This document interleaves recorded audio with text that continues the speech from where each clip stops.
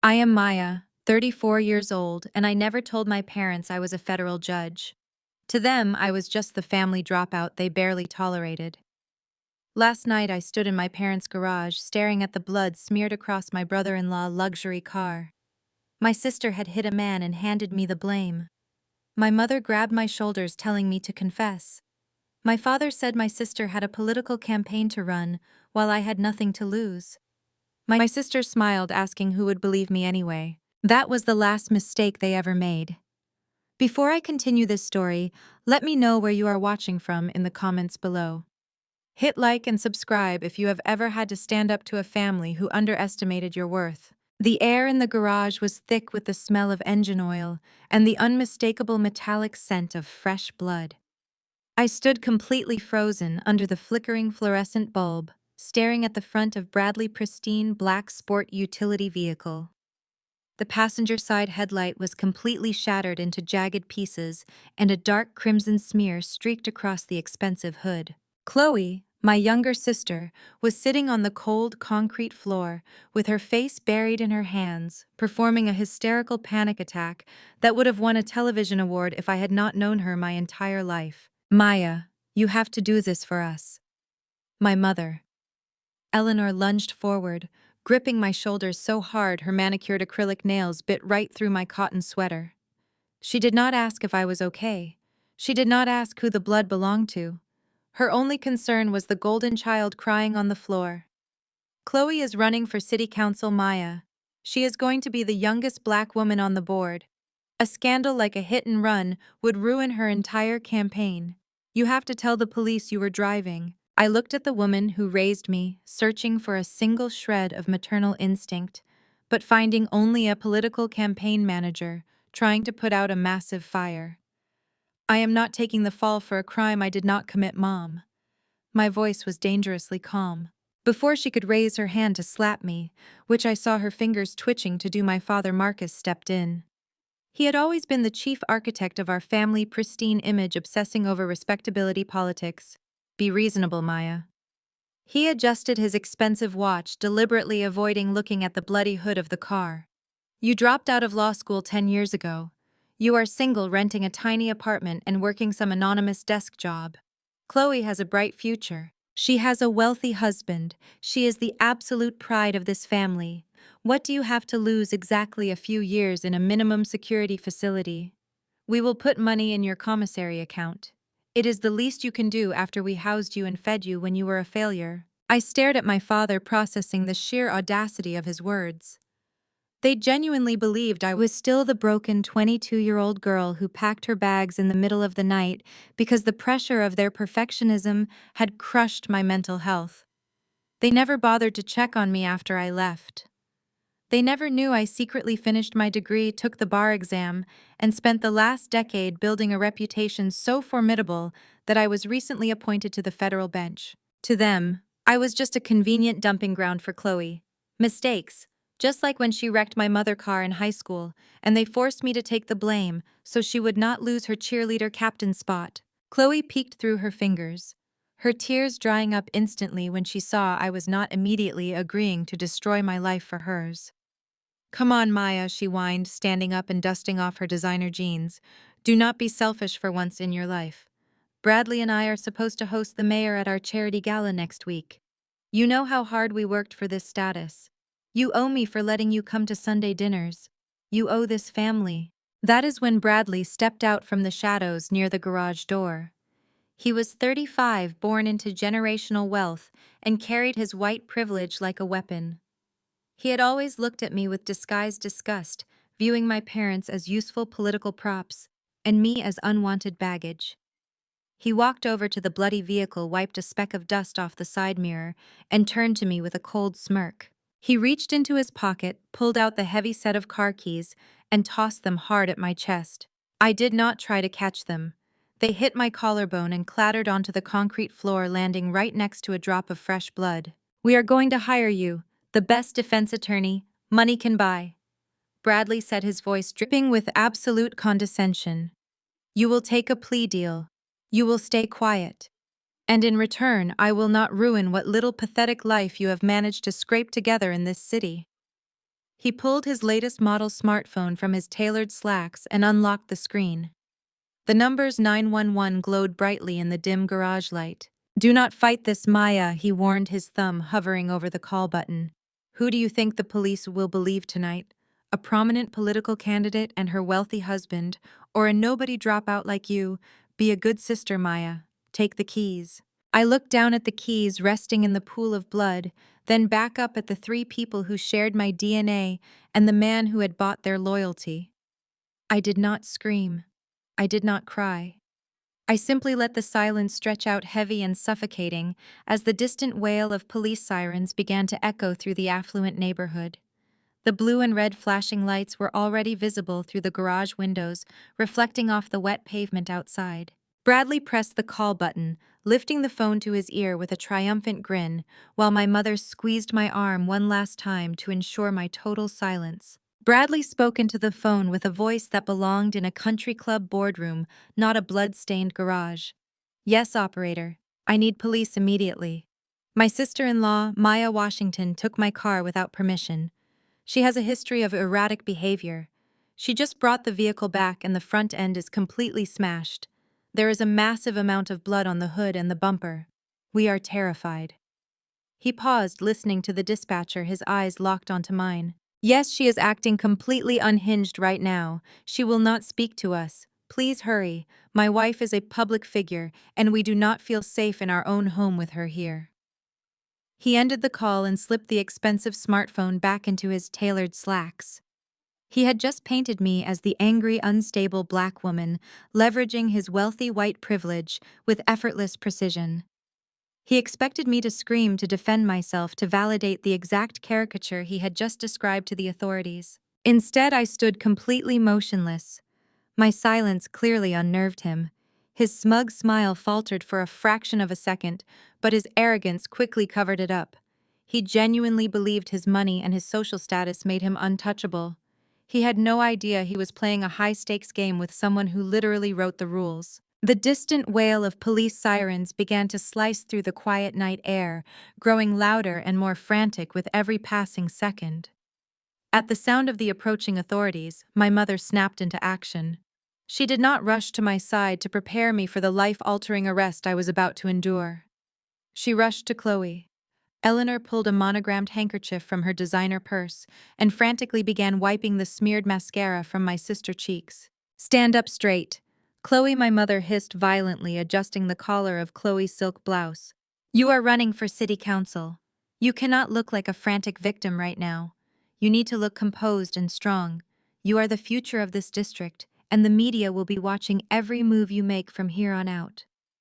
My mother licked her thumb and smoothed down a stray strand of Chloe hair, completely ignoring the fact that her eldest daughter was about to be handcuffed for a felony hit-and-run. Chloe sniffled instantly, transforming her posture from a weeping mess to a poised, deeply concerned public servant. She practiced her tragic but brave face in the dark reflection of the bloody sport utility vehicle window. It was an absolute masterclass in respectability politics. My parents had spent their entire lives trying to mold us into the perfect, acceptable family for high society, and they were perfectly willing to sacrifice my freedom on the altar of Chloe's political ambitions. The sirens grew deafening, pulling up right outside our driveway. Red and blue lights danced wildly across the garage walls, casting harsh, moving shadows over the crimson blood on the hood. My father stepped away from the window and marched directly toward me. Marcus grabbed my upper arm, his grip tight enough to leave deep purple bruises, and leaned in so close I could smell the expensive scotch on his breath. "Listen to me very carefully, Maya." "Maya," he growled, his voice a low, venomous whisper. "When those officers walk through that door, you will say exactly what Bradley told them. You took the keys, you went for a joyride, you panicked. If you utter a single word to ruin your sister campaign, you are dead to this family. Do you understand me? You will be completely cut off. You will never set foot in our house again." He sneered, looking me up and down with undisguised contempt. "You have achieved absolutely nothing since you dropped out of school. We paid for your mistakes once when you could not handle the pressure. Now you are going to pay for your sister's future. Do not say a word to the cops." I looked into my father's eyes, seeing a man who would gladly trade my life for a favorable headline in tomorrow's local paper.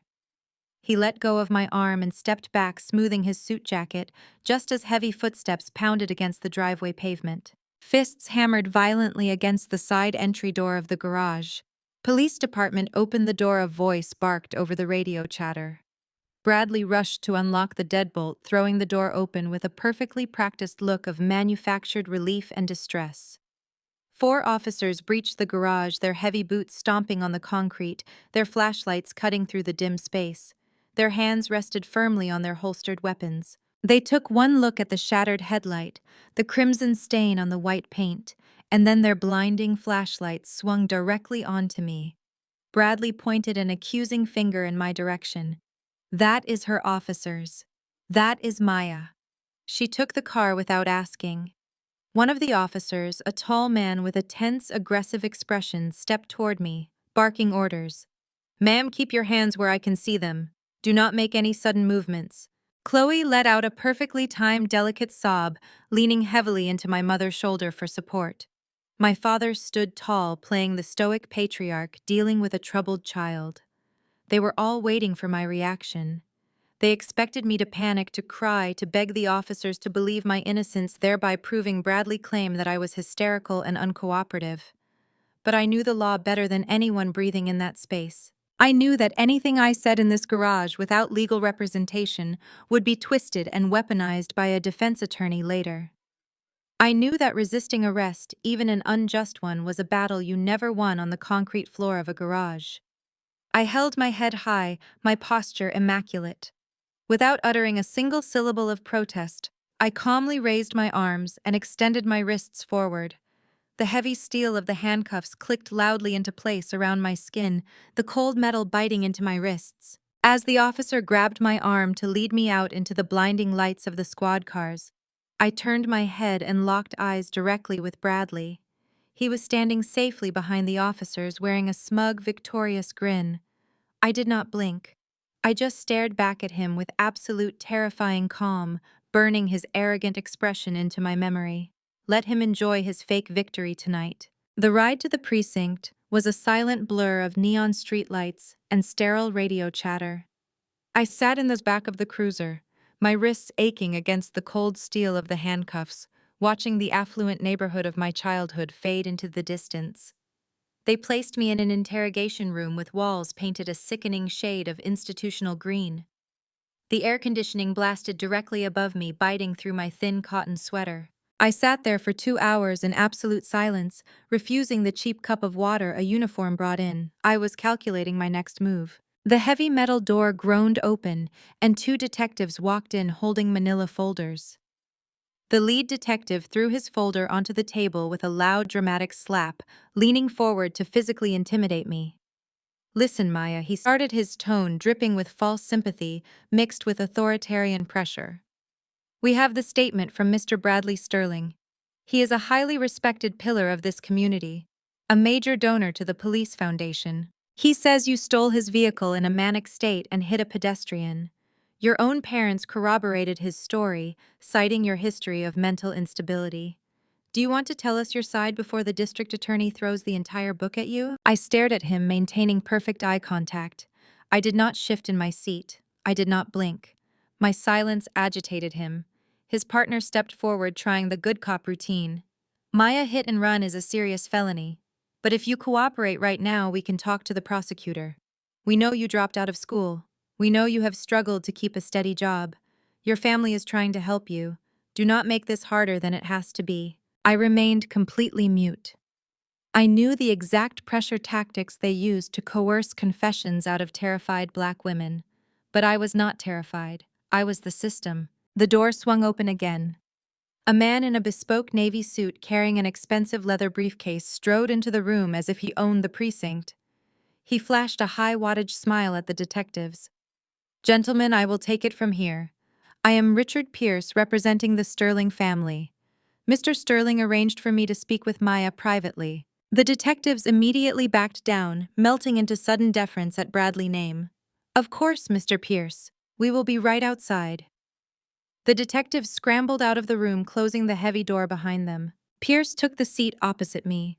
He unbuttoned his suit jacket and let out a long, patronizing sigh, looking at me like a stray dog on a pristine golf course.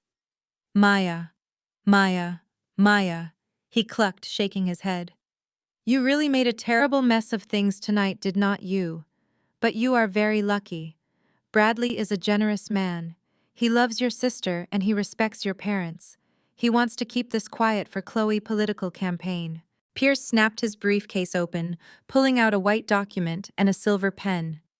He reached into his breast pocket, produced a personal check, and slid both items across the cold steel surface right in front of my handcuffed wrists.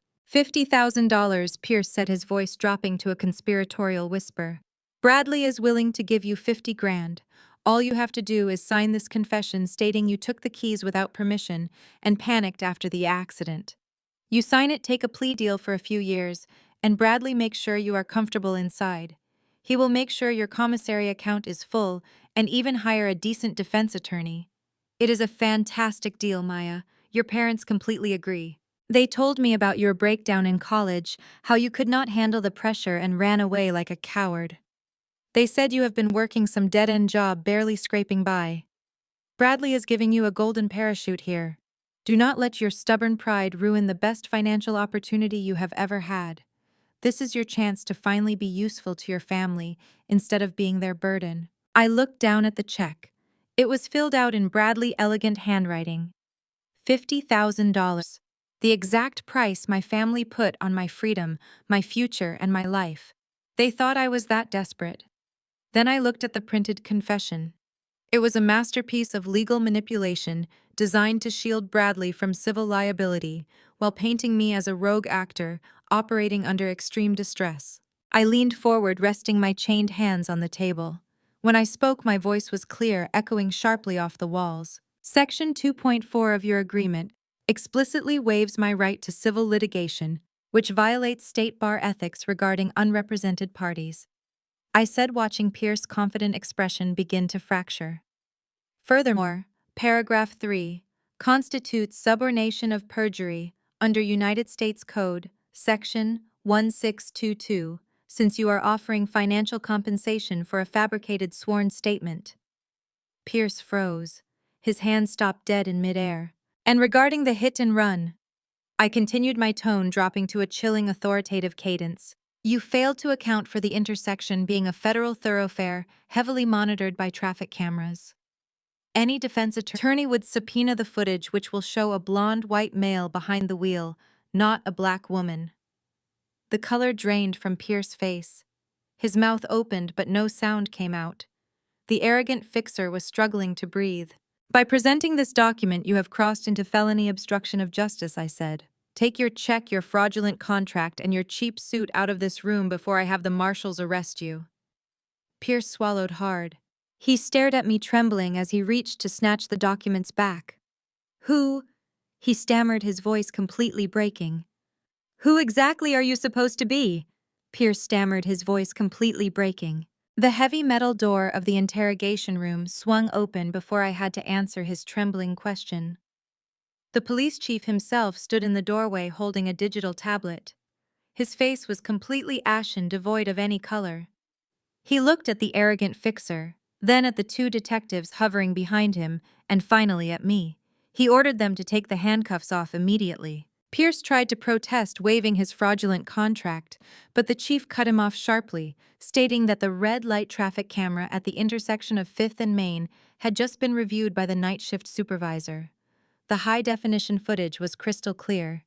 It showed a blonde white man behind the wheel of the luxury sport utility vehicle, matching Bradley Sterling perfectly. The chief apologized profusely, his voice shaking, as he realized the massive magnitude of the false arrest they had just orchestrated. I stood up, rubbing my bruised wrists, and walked right past Pierce without giving him a single glance. He was choking on his own panic, clutching the $50,000 check. I walked out of the precinct into the cold, biting night air. I did not call a ride-share or a taxi. I hailed a passing city cab and gave the driver my parents' address. I needed to collect my laptop and the overnight bag I had brought for what was supposed to be a simple, awkward Sunday family dinner. I knew they would not be asleep. People who just framed their own blood relative for a federal felony do not sleep soundly right away. They celebrate their survival. I used my spare key to unlock the side entry door, easing it open without making a single sound.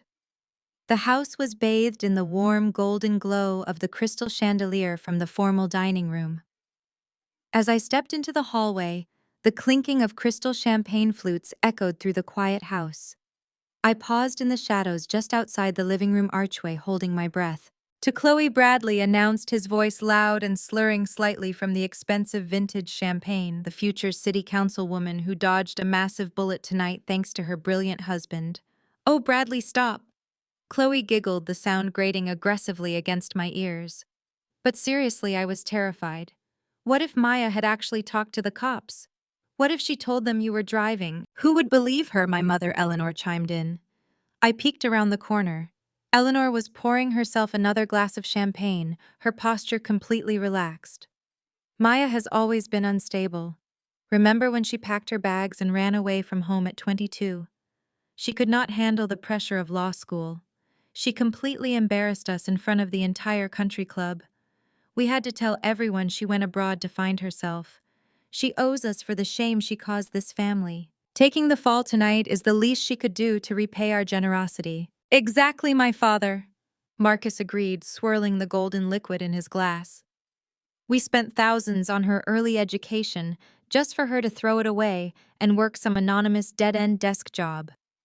We cannot let a failure drag down a success. Chloe is building a legacy for Black women in this city. Bradley is funding it. Maya is just collateral damage. Besides, Bradley's lawyer will ensure she gets a light sentence. A few years in a minimum security prison might actually give her some much-needed discipline. The sheer callousness of their words settled over me like a heavy sheet of ice. They were drinking expensive alcohol, while genuinely believing I was sitting in a freezing holding cell, facing years in state prison for a crime my white brother-in-law committed. They had completely dehumanized me to protect their proximity to power and wealth. It was not just betrayal, it was calculated destruction. Bradley laughed loudly, leaning back on the expensive leather sofa, crossing his legs. My lawyer Pierce is an absolute shark. He probably has her signing the confession right now. 50 grand is more money than she has ever seen in her entire life. She will take the deal.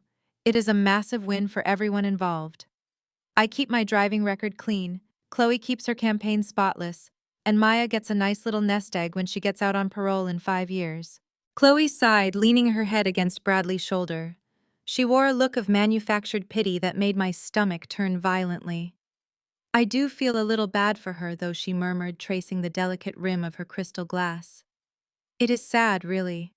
But let us be honest. Maya never had a real future anyway.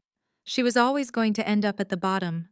At least this way she is serving a purpose for the family." I stood in the shadows, letting her final sentence ring in my ears. Maya never had a real future anyway. They had absolutely no idea that the woman they were toasting to destroy was the youngest federal judge in the district. They had no idea that I held the power to freeze bank accounts, authorize federal raids, and dismantle their entire pathetic empire with a single stroke of my pen. I did not storm into the room. I did not scream or throw things to demand their attention. Confronting them now would only give them a chance to prepare their legal defenses. I wanted them blind. I wanted them comfortable and arrogant when the hammer finally dropped. I silently backed away from the archway, deciding to leave my overnight bag upstairs. I did not need anything from this toxic house ever again. I slipped out the front door, closing it with a soft, barely audible click. The cold night air felt refreshing against my skin. I walked past Bradley's bloody luxury car parked in the driveway and stepped off the curb. A sleek black government-issued SUV was waiting for me, idling quietly in the shadows. The driver, a federal marshal assigned to my detail, stepped out immediately and opened the rear door. I slid into the leather seat, pulling out my secure phone, ready to build my massive case against them today. The morning sun glared harshly against the white marble steps of the county courthouse. From the tinted windows of my federal chambers just 2 blocks away, I watched the live newsfeed on my tablet. Chloe leaned into the microphone, dabbing the corner of her eye with a white tissue. She did not shed a single genuine tear today. "It breaks my heart to stand before you today," Chloe said, her voice trembling with practiced vulnerability. "Last night, my older sister Maya was involved in a horrific hit-and-run incident. I took a sip of my coffee watching my blood relatives assassinate my character on live television." Chloe was seamlessly pivoting my supposed crime into a cheap campaign talking point. "We need better mental health resources for troubled individuals like my sister, who fall through the cracks, endangering our community." Bradley stepped into the camera frame, placing a protective arm around Chloe's shoulders. "It is a devastating morning for our family," Bradley told the press, adopting a somber tone that made my blood boil. "We gave her a place at our dinner table, trying to integrate her into a normal life. But last night she simply snapped. She stole my car and recklessly destroyed lives. We are fully cooperating with police to ensure she faces the severe consequences of her dangerous actions." My father Marcus nodded solemnly at Bradley's words, publicly validating the disgusting lie. My mother, Eleanor, placed a comforting hand on Bradley's back, painting the perfect picture of unity against the rogue daughter. They were cementing my fake guilt in the court of public opinion before a formal charge had even been filed.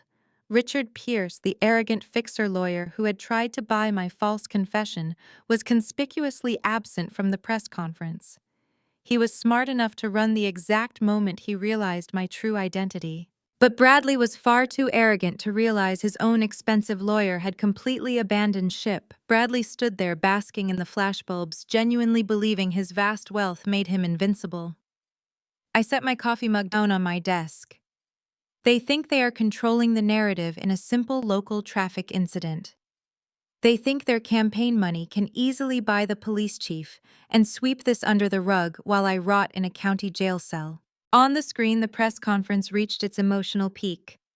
Chloe smoothly fielded questions about how this family tragedy would impact her upcoming charity gala.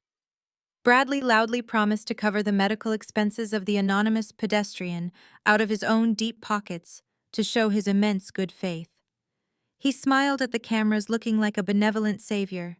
Then a sharp collective buzzing sound violently disrupted the live broadcast. One reporter looked down at her phone, her eyes widening in sheer shock. Another reporter quickly checked his device. Within seconds, the entire press pool was staring at their glowing screens, completely ignoring Chloe's rehearsed speech about community healing. The atmosphere on the courthouse steps shifted instantly from sympathetic to intensely aggressive. A seasoned investigative journalist from the city's largest newspaper pushed his way forcefully to the front, holding his phone high in the air. "Mr. Sterling, counsel candidate Miller. We just received a breaking news bulletin from the United States Department of Justice," the reporter shouted, cutting sharply through the sudden chaotic murmur of the restless crowd. Bradley's confident smile faltered for a fraction of a second, but he quickly recovered his composure. "I am sure the local authorities will release an official statement soon regarding my sister-in-law arrest," Bradley said smoothly, attempting to regain control of the narrative. "This is not about the local police," the reporter fired back aggressively, refusing to back down. "The federal bulletin states that the local police have relinquished total jurisdiction over this case. The pedestrian who was struck by your vehicle last night is not a local resident. He has just been identified as a highly protected federal informant." The color instantly drained from Bradley's face, leaving him completely ashen. His protective arm around Chloe suddenly went rigid, dropping to his side. "My mother." Eleanor took a visible step backward, her perfect posture collapsing as shock washed over her features. My father Marcus opened his mouth to speak, but was completely speechless, his eyes darting around the hostile crowd. The reporter continued reading loudly from his digital screen, ensuring every camera caught the breaking news. The victim was scheduled to testify tomorrow morning in a massive offshore money laundering and racketeering case. This hit and run is no longer being treated as a standard traffic accident. It has just been escalated to a federal crime of attempted murder and witness tampering. Absolute chaos erupted on the marble steps. Dozens of reporters began shouting questions simultaneously, shoving their microphones directly into Bradley's face. "Mr. Sterling, was your car intentionally used to silence a federal witness council candidate. Miller, does your political campaign have hidden ties to the money laundering syndicate? Are you under federal investigation? Chloe panicked, looking frantically at Bradley for any kind of guidance, but Bradley was completely frozen in sheer terror. His vast wealth and his white privilege meant absolutely nothing against a massive federal indictment. The local police chief he had tried to bribe could not save him now. The state laws he thought he could easily manipulate were completely irrelevant in the face of the federal government. I sat back in my leather chair inside my federal chambers, watching my family pristine public image shatter into a million irreparable pieces live on morning television. I reached for the thick red folder David had brought in. It was the federal warrant request for the hit-and-run investigation. I flipped it open, picked up my pen, and prepared to bring the full, devastating weight of the United States justice system down upon the very people who threw me to the wolves. Court was now officially in session. The heavy oak doors of the federal courthouse swung open, and my family strutted into the gallery with the unearned confidence of people who believed their bank accounts made them invincible. Bradley led the pack, adjusting his expensive silk tie. His face was still flushed from the disastrous press conference outside, but his arrogance remained fully intact. He was flanked by Chloe, who was still dabbing her dry eyes with a tissue, playing the tragic political candidate to perfection. My parents, Marcus and Eleanor, trailed closely behind them, acting as their personal bodyguards. They walked down the center aisle, expecting to see me shivering at the defense table in a bright orange jumpsuit with my wrists shackled to my waist. They fully expected to sit in the front row and watch a judge sentence me to federal prison for a crime I did not commit. Bradley leaned in and whispered loudly to my father, assuring him that the federal informant detail was just a minor complication. Bradley claimed his high-priced legal team would simply argue that I was acting alone as a deranged and jealous sister. He said I intentionally targeted the informant to frame him because I was bitter about my own pathetic life. Marcus nodded vigorously, eagerly agreeing to throw his own flesh and blood into a federal penitentiary just to keep his wealthy son-in-law happy.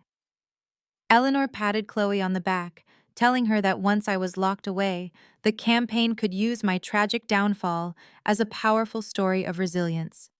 They spoke about my destruction with the same casual tone someone might use to order a cup of coffee. They had spent my entire life treating me like a disposable asset, and today was supposed to be their ultimate victory. But as they took their seats in the front row, the atmosphere inside the courtroom began to unravel their comfortable illusion.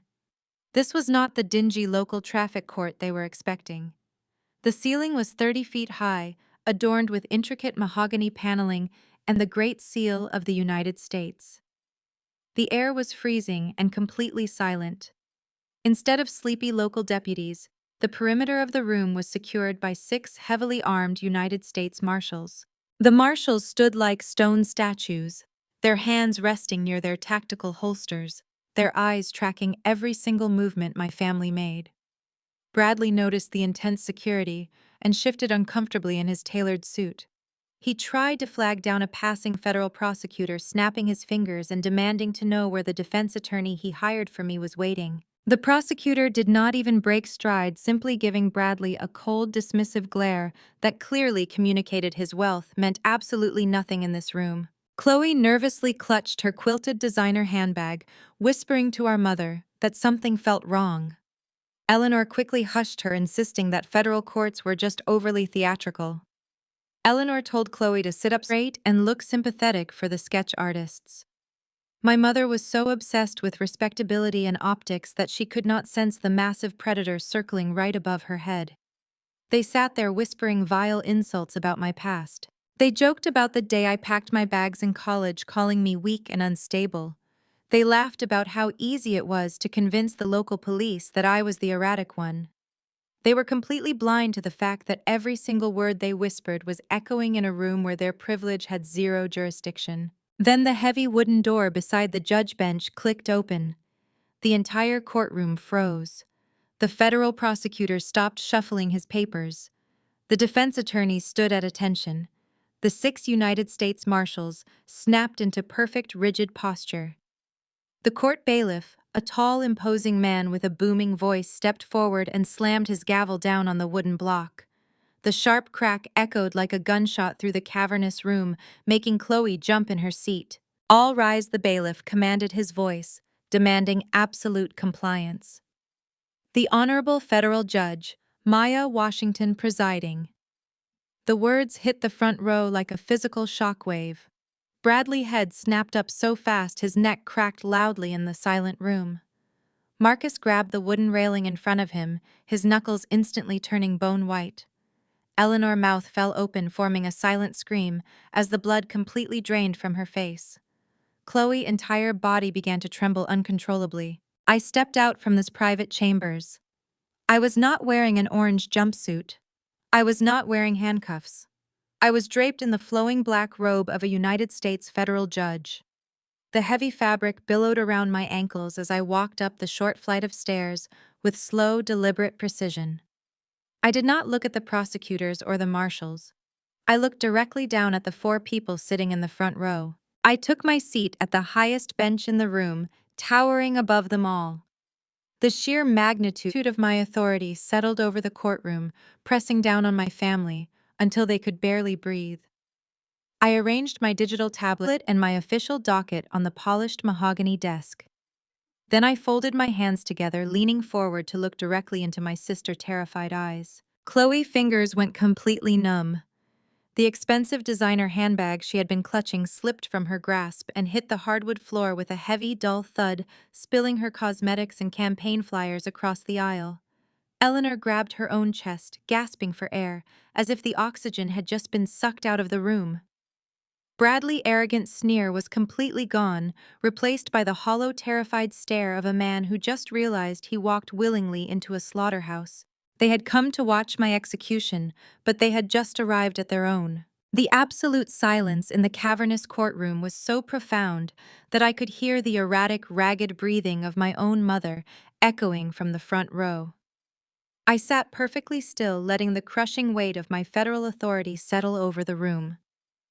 I looked down at the four individuals who had spent my entire life trying to shrink me into something small enough for them to step on. Marcus, my father, clutched the polished wooden railing, as if the solid oak was the only thing keeping him tethered to reality. Eleanor stared at my black judicial robe with wide, unblinking eyes, unable to process how the daughter she had gleefully discarded had ascended to the highest seat of power in this building. Chloe was physically shaking, her meticulously styled hair falling across her face as she backed away from the wooden partition. Bradley, the man who had tossed a set of bloody car keys at my chest less than 24 hours ago, looked like all the blood had been drained from his veins. I arranged the thick red file folder on my mahogany desk, smoothing the official federal seal stamped on the front cover. I did not offer them a warm, familial greeting. I did not acknowledge them as my parents or my sister. In this room, I was not the ungrateful runaway child they had fabricated in their country club gossip circles.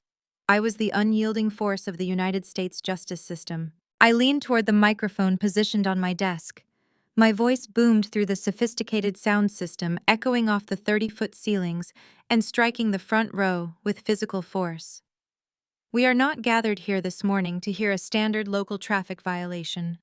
I stated, my tone devoid of any emotion or sympathy.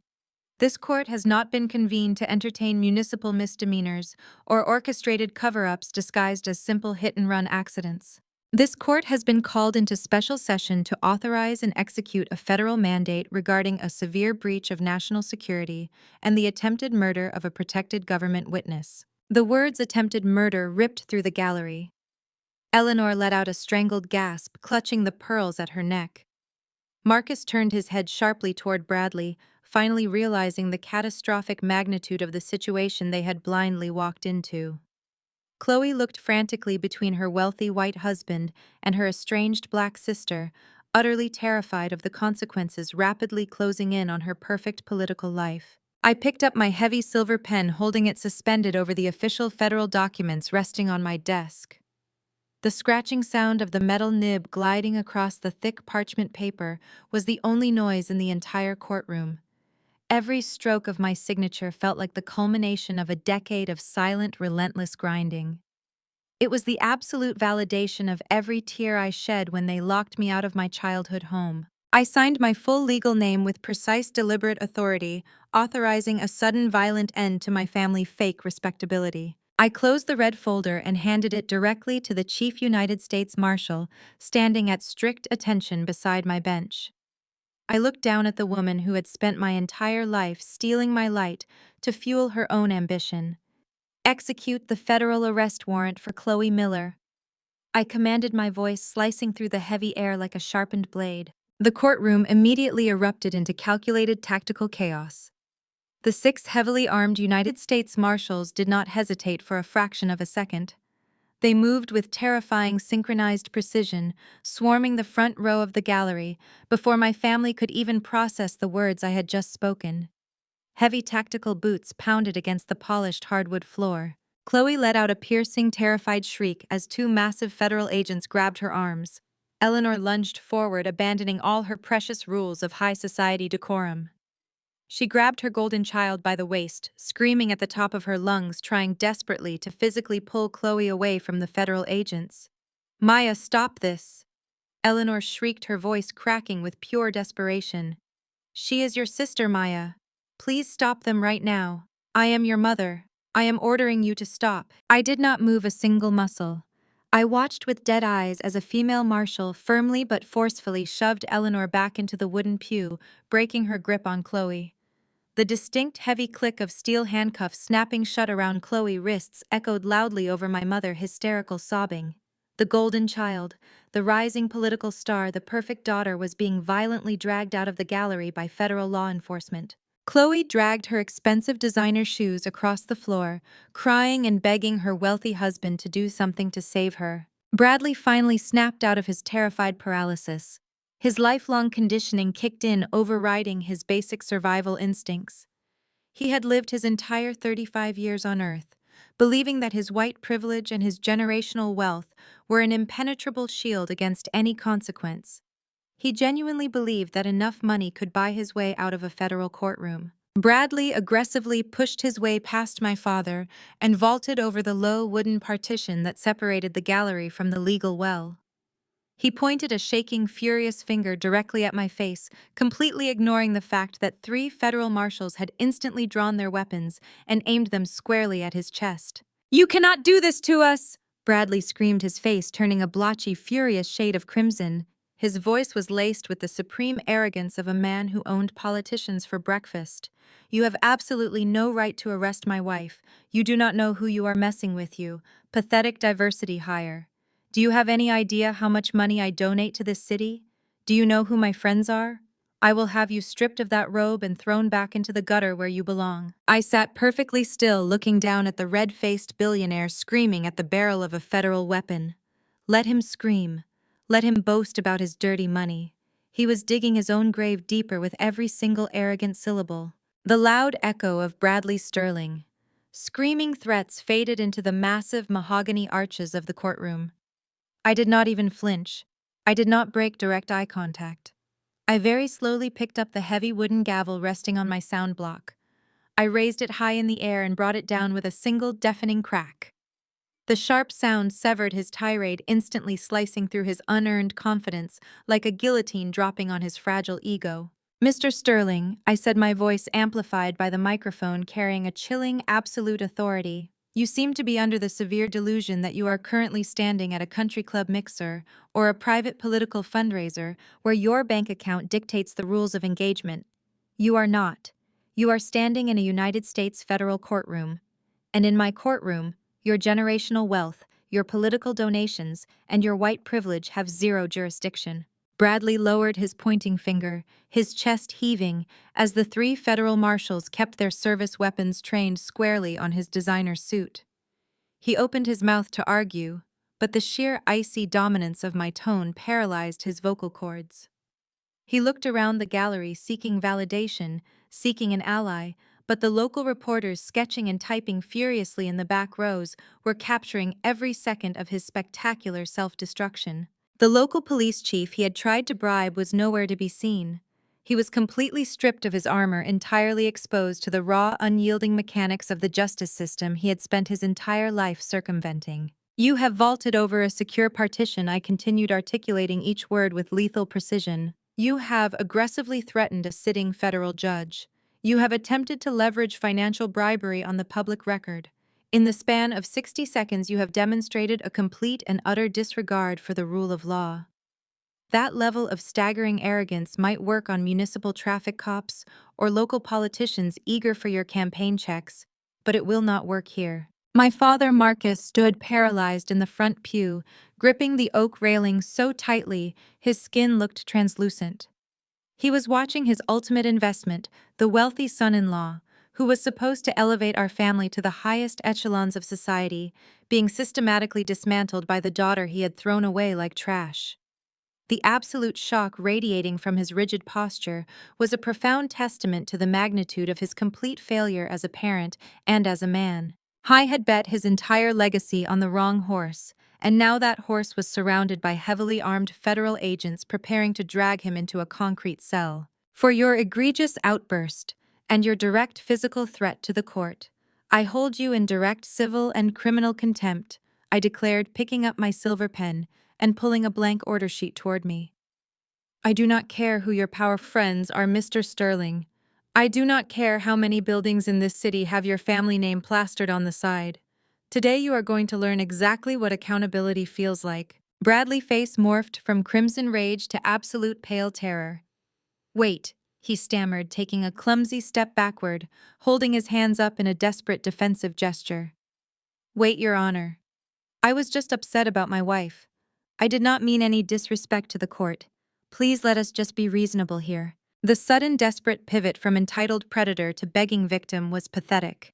I did not pause my writing. The time for being reasonable expired the moment you handed me a set of bloody car keys in a dark garage and told me to take the fall for a felony. I replied, my voice completely devoid of mercy. United States Marshals take Mr. Sterling into custody. He is remanded to the federal holding facility for 48 hours without the option of bail for direct contempt of court. The marshals did not hesitate. They holstered their weapons and lunged forward, grabbing Bradley by his custom-tailored shoulders. He shrieked in shock as they slammed him face first against the polished wooden partition, forcing his arms behind his back. The sharp, heavy click of stainless steel handcuffs locking around his wrists was the most satisfying sound I had ever heard in my entire professional career. I thrashed and kicked, screaming for his lawyer, screaming that he was claustrophobic, screaming that his money would destroy them all. The marshals ignored his tantrum, dragging him away with the same brutal efficiency they used on the hardened criminals he so deeply despised. Across the aisle, Chloe was already in handcuffs, sobbing uncontrollably as another marshal read her Miranda rights. The golden child was weeping genuine tears of terror, watching her wealthy protector being hauled off to a holding cell. Her political campaign, her socialite status, her entire fraudulent existence vanished in the span of 5 minutes. She looked absolutely ruined, her carefully constructed facade melting under the harsh fluorescent lights of the federal building. As the heavy side door slammed shut behind a struggling Bradley, the gallery erupted into sheer chaos. The press scrambled over the wooden benches, trying to get a clear photograph of Chloe being marched out in chains. The courtroom deputies moved in to push the media back, restoring order to the highly volatile room. Then a piercing, agonizing scream shattered the remaining noise in the courtroom. Maya, my mother. Eleanor threw herself against the gallery partition. Her designer hat skewed, her perfect makeup ruined by streaks of dark mascara-tinted tears. She was hyperventilating, pointing a trembling finger up at the bench. You are an absolute monster! She shrieked, her voice raw and desperate, carrying across the chaotic gallery. How could you do this? You are destroying your own flesh and blood. You are a traitor to this family. Maya, they are going to ruin Chloe's life. She does not deserve this. She is your sister. I placed my gavel back on the sounding block, resting my hands flat against the cool mahogany desk. I looked down at the woman who had birthed me, the woman who had stood in a garage less than a day ago and dug her nails into my shoulders, demanding I throw my entire future away to cover up a violent crime. I looked at the mother who had called me a failure, a dropout, and a burden, while actively framing me for a federal offense so her golden child could win a local election. She wanted me to feel the crippling weight of daughterly obligation to bow my head and apologize for disrupting the perfect family hierarchy she had violently enforced for decades. She wanted the insecure, broken girl who used to cry herself to sleep in her childhood bedroom, praying for just a fraction of the affection effortlessly handed to Chloe. But that girl died a long time ago, starved of love, and replaced by a woman forged entirely of legal statutes and uncompromising truth. I met her hysterical gaze with absolutely dead, hollow eyes, letting the silence stretch until the entire room hung on my final verdict. Blood does not frame its own blood for attempted murder, ma'am. I said, my voice sliced through her hysteria with sub-zero finality. Eleanor's mouth opened in a silent gasp as the absolute reality of my words struck her. She crumpled against Marcus, who could not even look me in the eye. They had nothing left. No golden child, no wealthy benefactor, no respectability. Just the devastating realization that the daughter they discarded had become their ultimate judge.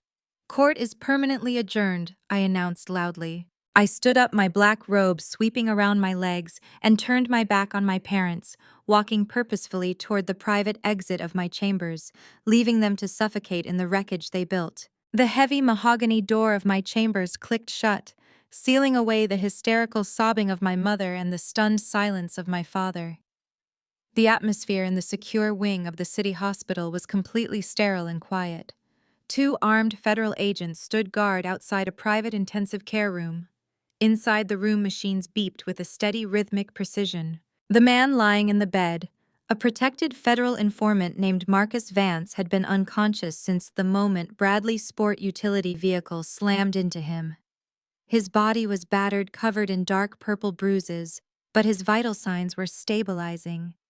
A senior FBI agent named Thomas stood near the window holding a digital tablet, waiting patiently for the exact moment the informant opened his eyes. The local police had tried to brush this off as a tragic accident caused by a panicked black woman, but the Bureau knew better. They knew Vance was carrying explosive financial ledgers detailing a massive money laundering syndicate when he was struck.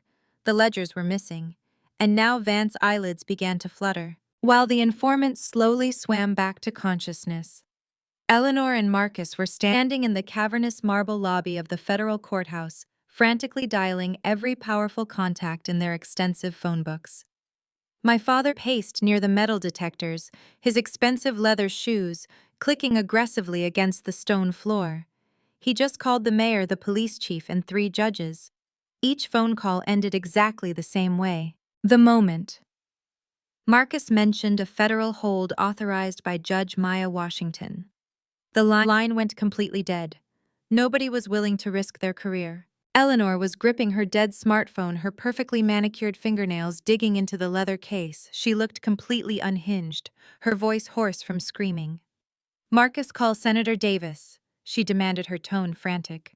Tell him we will double our campaign contribution for his re-election. Tell him Chloe needs to be released on bail immediately. She cannot sit in a federal holding cell, Marcus. She has a charity gala to host on Friday. The media is going to destroy her campaign if we do not get her out right now. My father stopped pacing and looked at his wife with a mixture of absolute exhaustion and sheer terror. Eleanor. He snapped, his voice cracking under the immense pressure. Senator Davis just blocked my number. The police chief will not even return my text messages. Do you not understand what just happened in there? This is a federal conspiracy charge.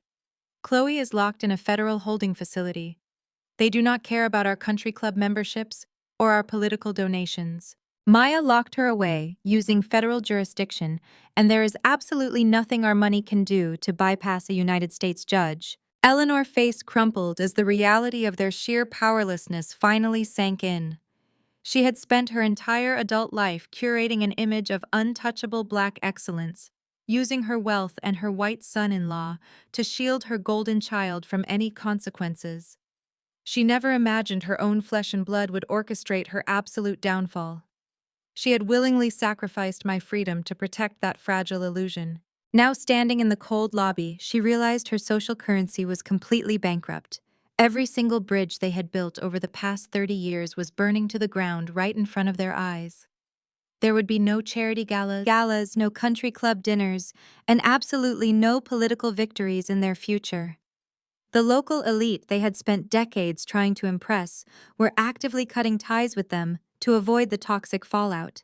They were isolated, trapped in a nightmare entirely of their own making. Back at the city hospital, Agent Thomas stepped closer to the bed as Vance let out a low, agonizing groan.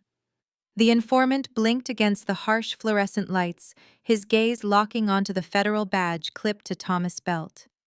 "You are safe," Agent Thomas said, keeping his voice calm and measured. "You are in a secure medical facility. The local police have been locked out of this investigation. I need you to tell me exactly what you remember about last night." Vance swallowed hard, his throat dry and raspy. He reached up to touch the thick bandage wrapped around his skull.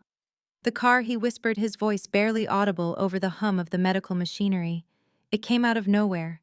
I was walking back from the drop point carrying the flash drives. The engine revved.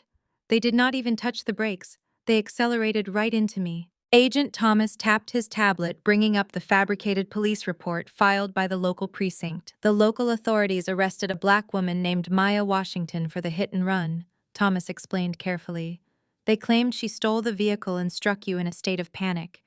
Does that align with what you saw right before the impact?" Vance's chest heaved as he let out a harsh, bitter laugh that quickly turned into a painful cough. He gripped the edge of the hospital bed, his eyes burning with absolute certainty. "A black woman." Vance repeated, his voice dripping with utter disbelief. "Are you kidding me?" I looked directly through the windshield a second before the grill shattered my ribs. The streetlights illuminated the entire front seat. Agent Thomas leaned closer, hitting the record button on his device. "Tell me exactly what you saw. Who was driving the vehicle that struck you?" Vance did not hesitate for a single second. He looked the federal agent dead in the eye. "It was not a black woman," he stated with absolute unwavering conviction. "It was a white man. He had blonde hair. Bradley Sterling was definitely the one driving that vehicle tonight." Agent Thomas stopped the recording. "The arrogant lie my family pushed onto the police was collapsing. They sacrificed my life to protect their white savior, but the truth was now etched into the federal record." Miles away from the hospital, Chloe sat in the freezing stainless steel interrogation room of the federal holding facility, tapping her manicured nails against the table. She was deeply annoyed, not terrified. She genuinely believed Bradley's expensive attorneys were right outside the door, negotiating her release. She smoothed her silk blouse and practiced her victim face, expecting a sympathetic local cop to walk in and apologize for the misunderstanding. Instead, the heavy metal door swung open and Agent Thomas stepped inside. He did not bring a lawyer. He brought a digital tablet and a thick manila folder, tossing them onto the metal table with a heavy thud. He did not offer her water. He did not offer her a polite greeting. He tapped the screen of his tablet and pushed it across the table. "I suggest you listen very carefully, Chloe," he said, his voice devoid of any warmth. "This is the victim from the hit and run. He just woke up from his coma." Chloe rolled her eyes, letting out a heavy sigh of profound inconvenience. "I already told the local police what happened," she stated, crossing her arms defensively. "My sister Maya stole the car. She is deeply troubled and she panicked. My husband and I are the victims here." Agent Thomas simply pressed play. The raspy, exhausted voice of Marcus Vance echoed off the concrete walls of the interrogation room. The federal informant stated with absolute unwavering clarity that the driver who accelerated into him was not a black woman. He stated it was a white man with blonde hair. He named Bradley Sterling. The realization hit Chloe like a runaway freight train. All the blood instantly drained from her face, leaving her looking pale and suddenly very small. The perfectly crafted illusion she had been living in shattered into a million jagged pieces. She stared at the blank tablet screen, her mouth opening and closing without producing a single sound. Agent Thomas leaned over the table, placing both hands flat against the cold steel. "Your husband did not just hit a random pedestrian, Chloe. He intentionally ran over a highly protected federal witness carrying financial ledgers that directly tie your political campaign to a massive offshore money laundering syndicate. And then you and your husband conspired to frame a sitting United States federal judge for the attempted murder." Chloe's entire body began to violently tremble. The sheer magnitude of the betrayal crashed down on her. Bradley had rushed into the house last night, covered in blood, pacing frantically. He had grabbed her by the shoulders, looking deep into her eyes, playing the role of the devoted, terrified husband. He manipulated her perfectly. Bradley had promised her that if she took the initial blame, his vast wealth and high-powered lawyers would easily secure a suspended sentence. He spun a sickeningly sweet tale claiming that a minor traffic accident would actually boost her political campaign by giving her a relatable redemption arc.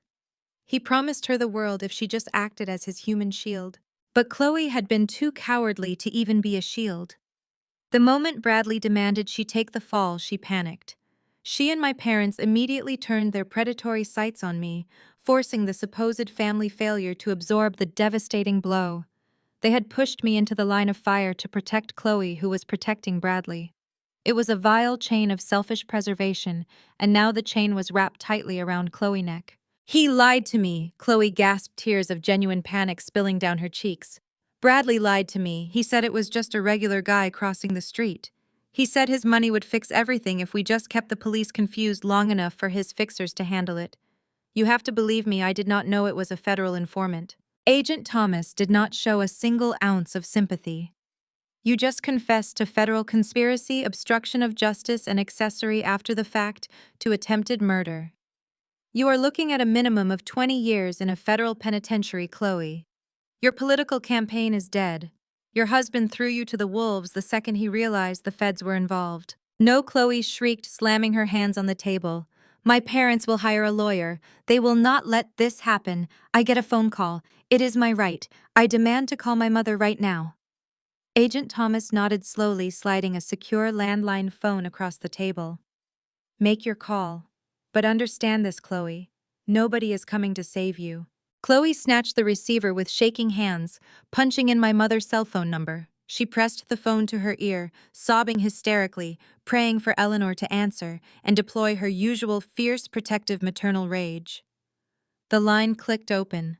Mom, Chloe cried out, her voice breaking. Mom, you have to help me. Bradley set me up. He was driving the car. The FBI knows everything. They are talking about 20 years, Mom.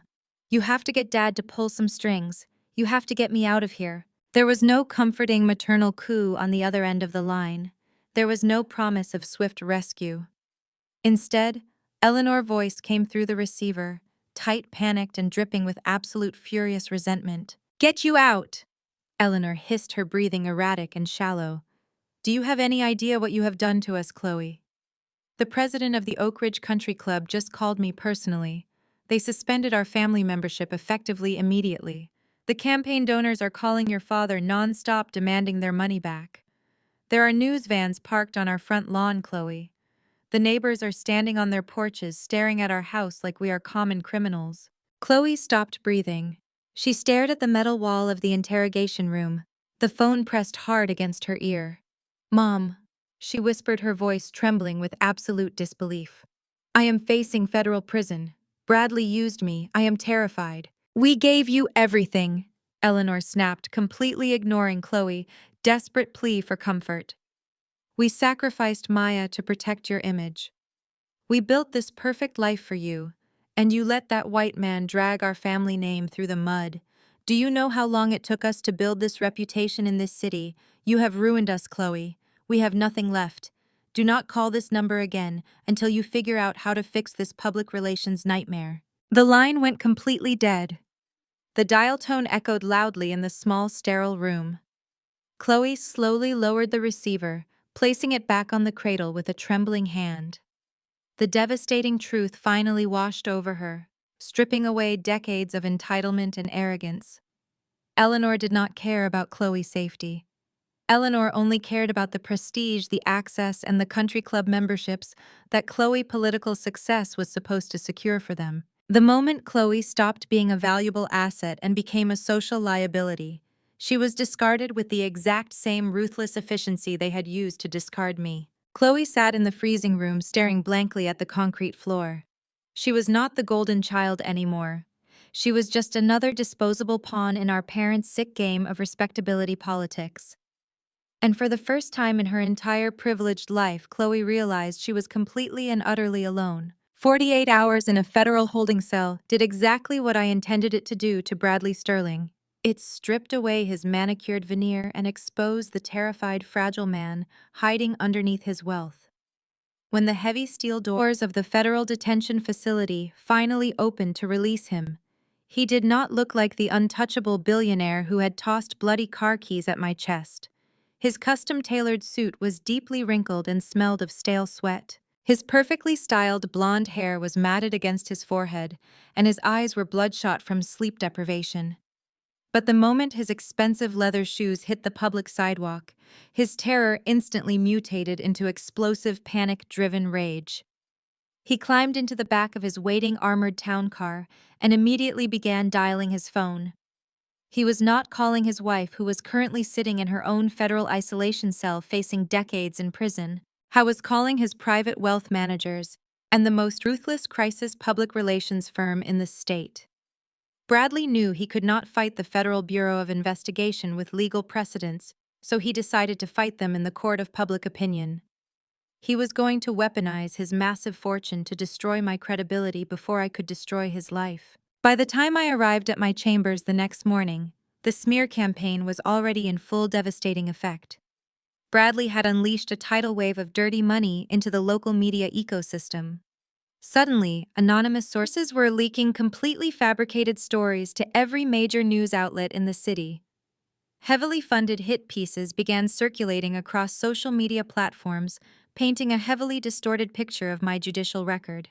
They branded me an angry, incompetent diversity hire who had somehow manipulated the system to secure a prestigious federal appointment.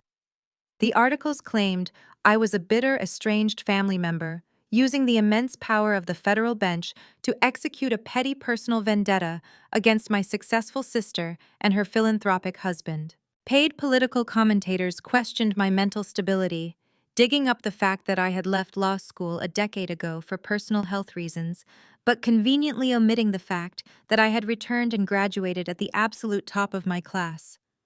Bradley was throwing millions of dollars into a desperate attempt to force my recusal from the hit-and-run case. He wanted to make the political pressure so intense that the district chief judge would be forced to reassign the investigation to someone Bradley could easily buy off. But the absolute climax of Bradley's expensive media circus came at 8 in the morning. I was sitting at my mahogany desk reviewing case files and sipping my black coffee, when my clerk David rushed into the room pointing frantically at the television mounted on the wall. "Turn on Channel 4, David urged, his voice tight with high anxiety.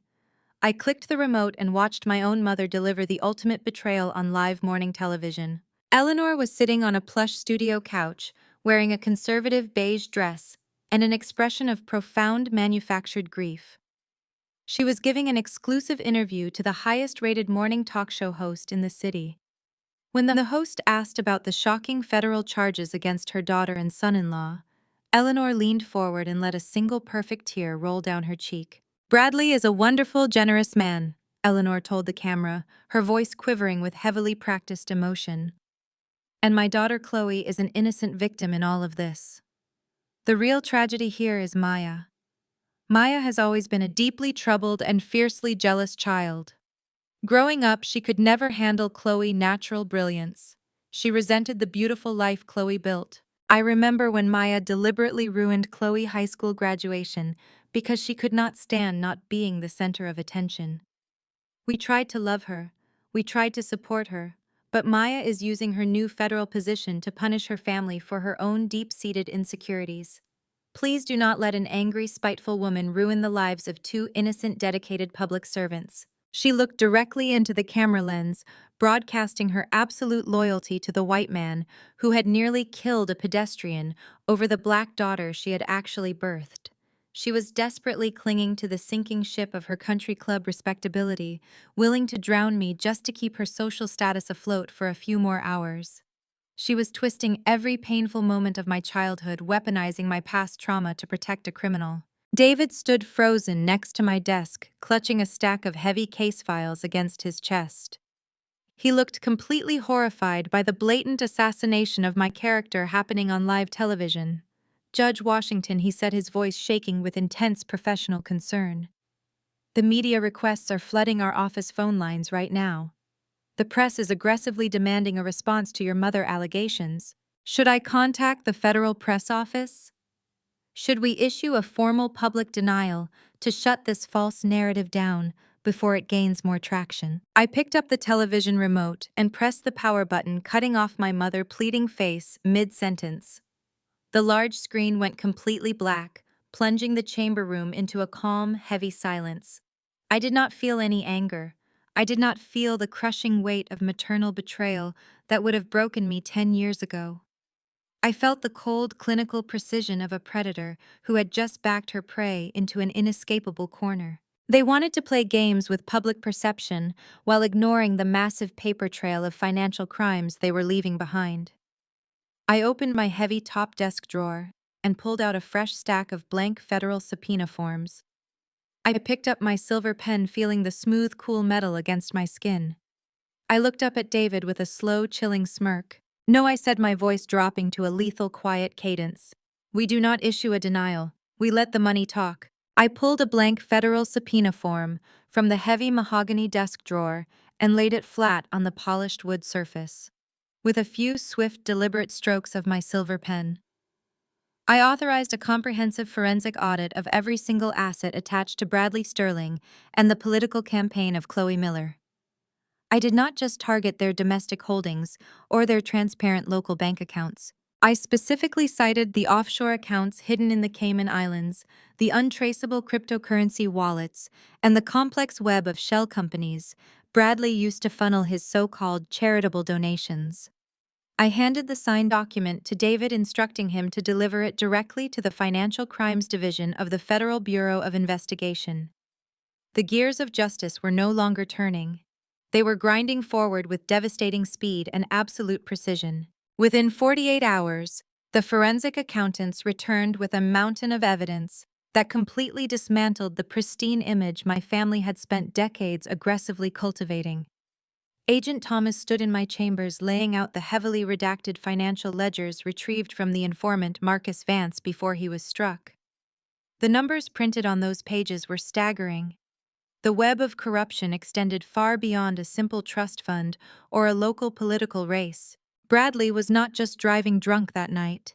He was violently fleeing a secret midnight rendezvous with a notorious corporate embezzler who had tipped him off that the federal authorities were closing in. Bradley had panicked entirely. He floored his vehicle through residential streets to destroy evidence. Striking a federal informant was not a random accident. It was the frantic, careless act of a wealthy criminal realizing his entire empire was about to collapse around his ears.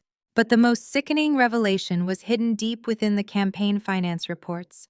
Chloe was not an innocent bystander or a naive political hopeful caught in the crossfire. Every single dollar funding her city council run was dirty money washed through Bradley Shell corporations. My parents had proudly funded their country club memberships, their luxury vehicles, and their lavish lifestyle using the exact same tainted funds.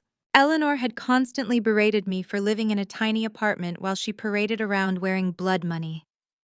They had sacrificed my freedom in that garage, not just to save Chloe's political career, but to protect the criminal enterprise that funded their superficial existence. If Chloe went down, the campaign audits would trigger, and the entire family would face immediate financial ruin. They tried to send me to prison to keep their stolen bank accounts full. The federal asset forfeiture orders were issued immediately following the audit. The banks began freezing Bradley accounts one by one, blocking his access to the millions he planned to use for his high-priced legal defense. The news of the frozen assets hit the local media by noon, causing a massive panic among his wealthy investors. Across town in the sprawling suburban mansion, the reality of total financial annihilation crashed down on my father. Marcus had always been a man who worshipped money and status above all else, including his own children. He had tied his entire retirement pension and his personal savings into Bradley Investment Firm, believing his wealthy son-in-law possessed the ultimate Midas touch.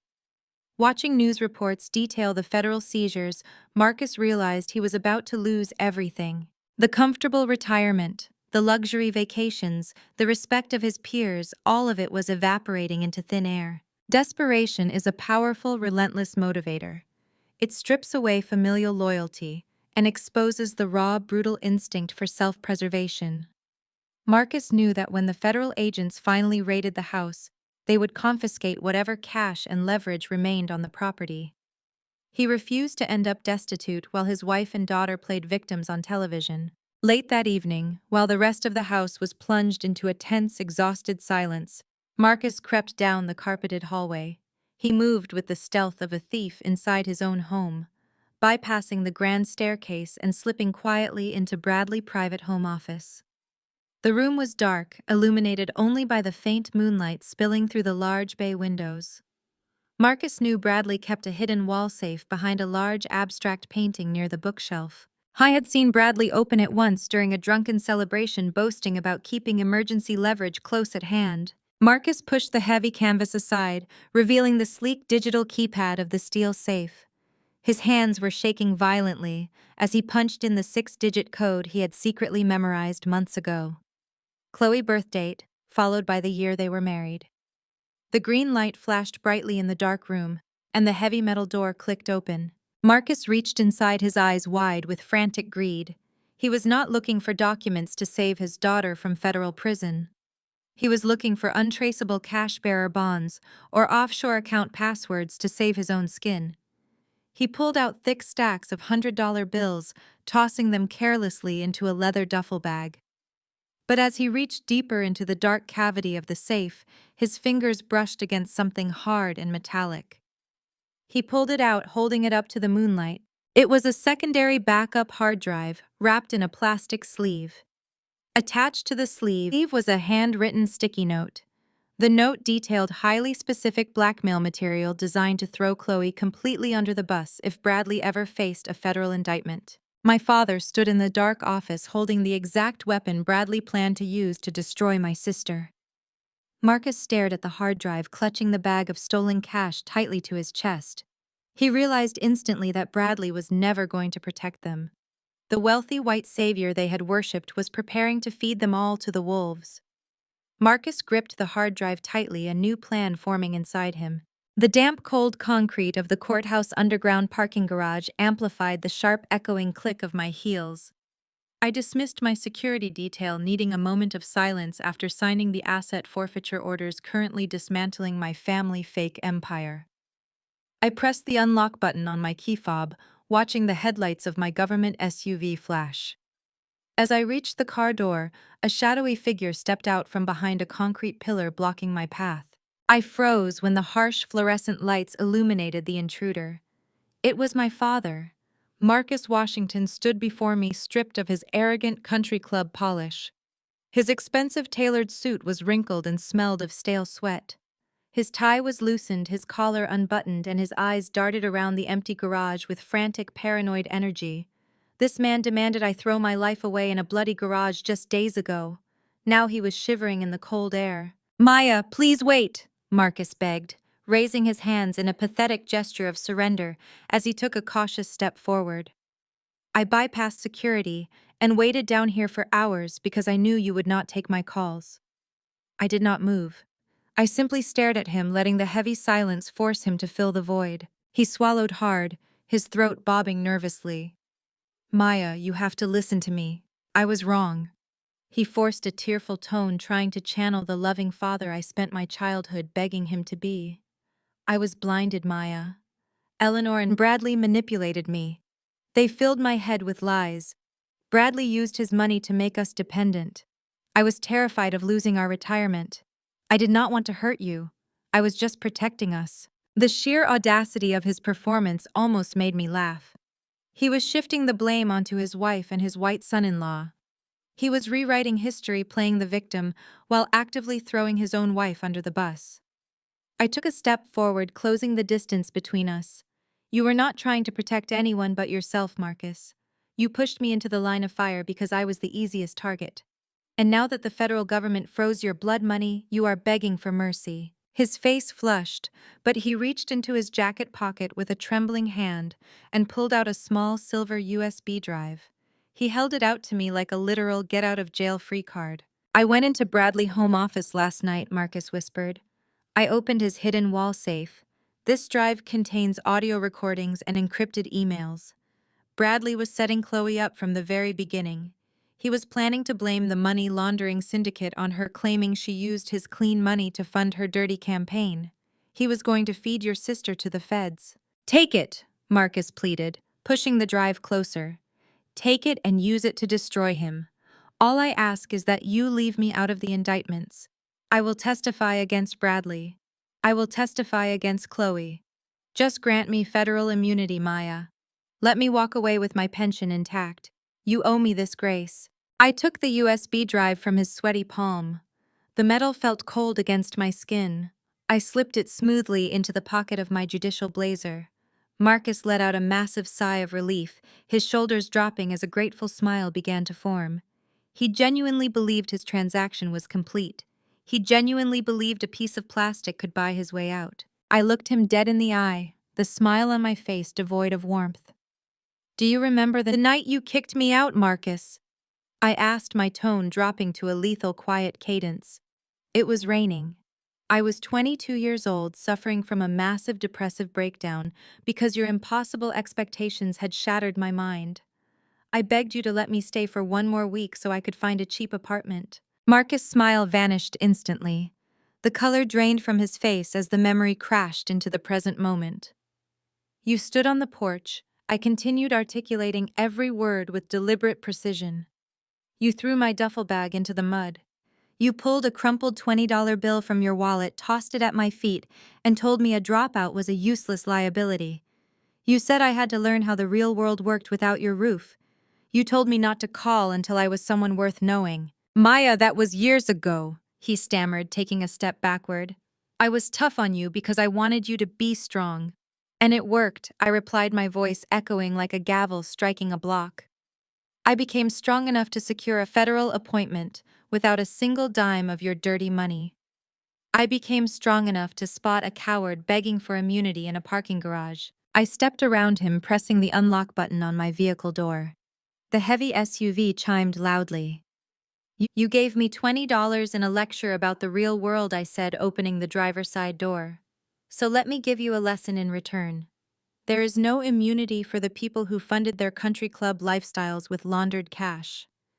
There is no grace for a man who stood in a bloody garage and demanded his daughter take the fall for a violent felony. You will face the exact same federal indictments as Eleanor and Chloe. Marcus grabbed the frame of my open car door, his eyes wide with absolute terror. You cannot do this to me, Maya. I brought you the evidence. I am your father. I looked down at his shaking hand resting on my pristine vehicle. I reached out and forcefully shoved his grip away. Justice is blind, Marcus, I stated, pulling the heavy door shut between us. Even to fathers. I pulled the heavy SUV out of the underground garage, leaving my father standing alone in the damp concrete shadows.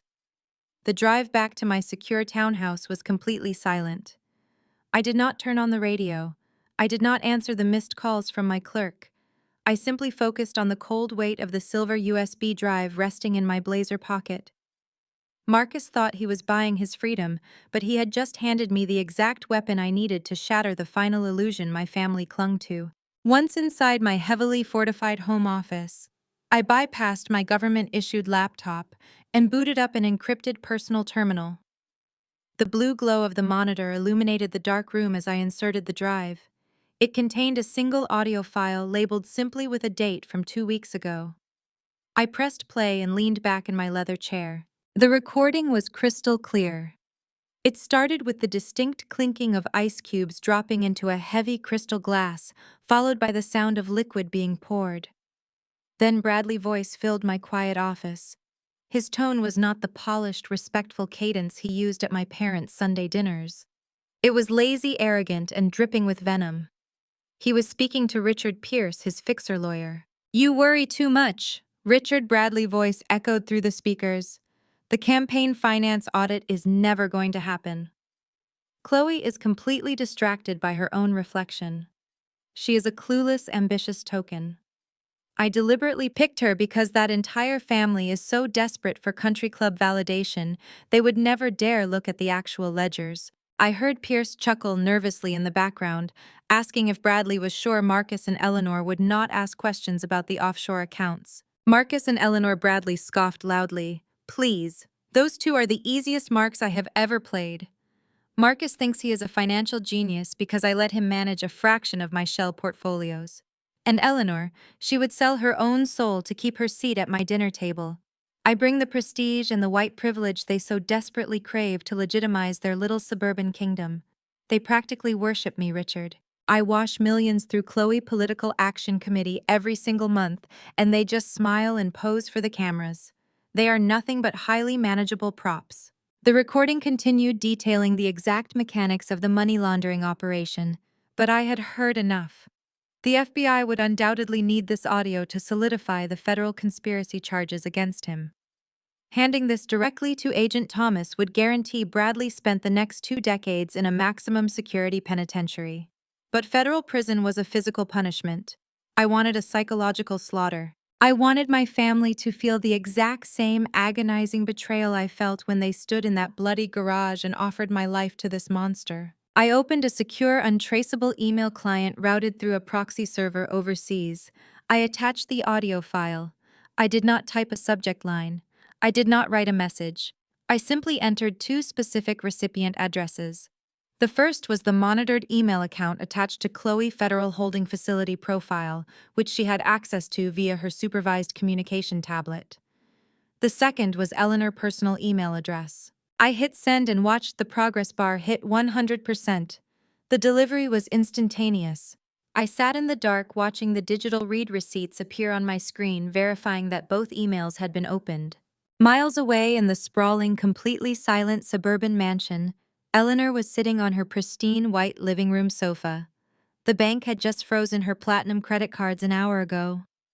The house was freezing because the utility company had suspended their automated payments. She jumped when her phone chimed with a new email notification. Her hands were shaking as she tapped the screen, hoping for a message from a lawyer or a political ally offering a lifeline. Instead, she saw a blank email with a single audio attachment. She pressed play. Bradley's voice echoed through her dark, empty house. She listened to the wealthy son-in-law she had practically worshipped call her daughter a token. She listened to him laugh at her husband. She listened to the man she had violently defended call her a manageable prop who would sell her soul for country club validation. The realization crashed down on Eleanor with the force of a collapsing building. She remembered forcing me to straighten my natural hair before Bradley came over for dinner, so we would look more acceptable to him. She remembered demanding I apologize to Bradley when he made offensive jokes at my expense. She had traded her brilliant self-made daughter for a racist parasite who despised them all along. The respectability politics she had spent her entire life enforcing had not protected her. It had made her the perfect gullible victim. Eleanor let out a guttural, agonizing scream that tore through the empty mansion. She threw her expensive smartphone across the room, watching it shatter against the marble fireplace. She fell to her knees on the expensive imported rug, sobbing uncontrollably. The ultimate betrayal was not coming from me. It was coming from the white savior she had literally sacrificed my freedom to protect. At the exact same time, inside the federal holding facility, Chloe was sitting on her metal bunk, holding her supervised tablet. The audio file played through the small speakers. Chloe stared at the concrete wall, her perfectly manicured hands trembling violently.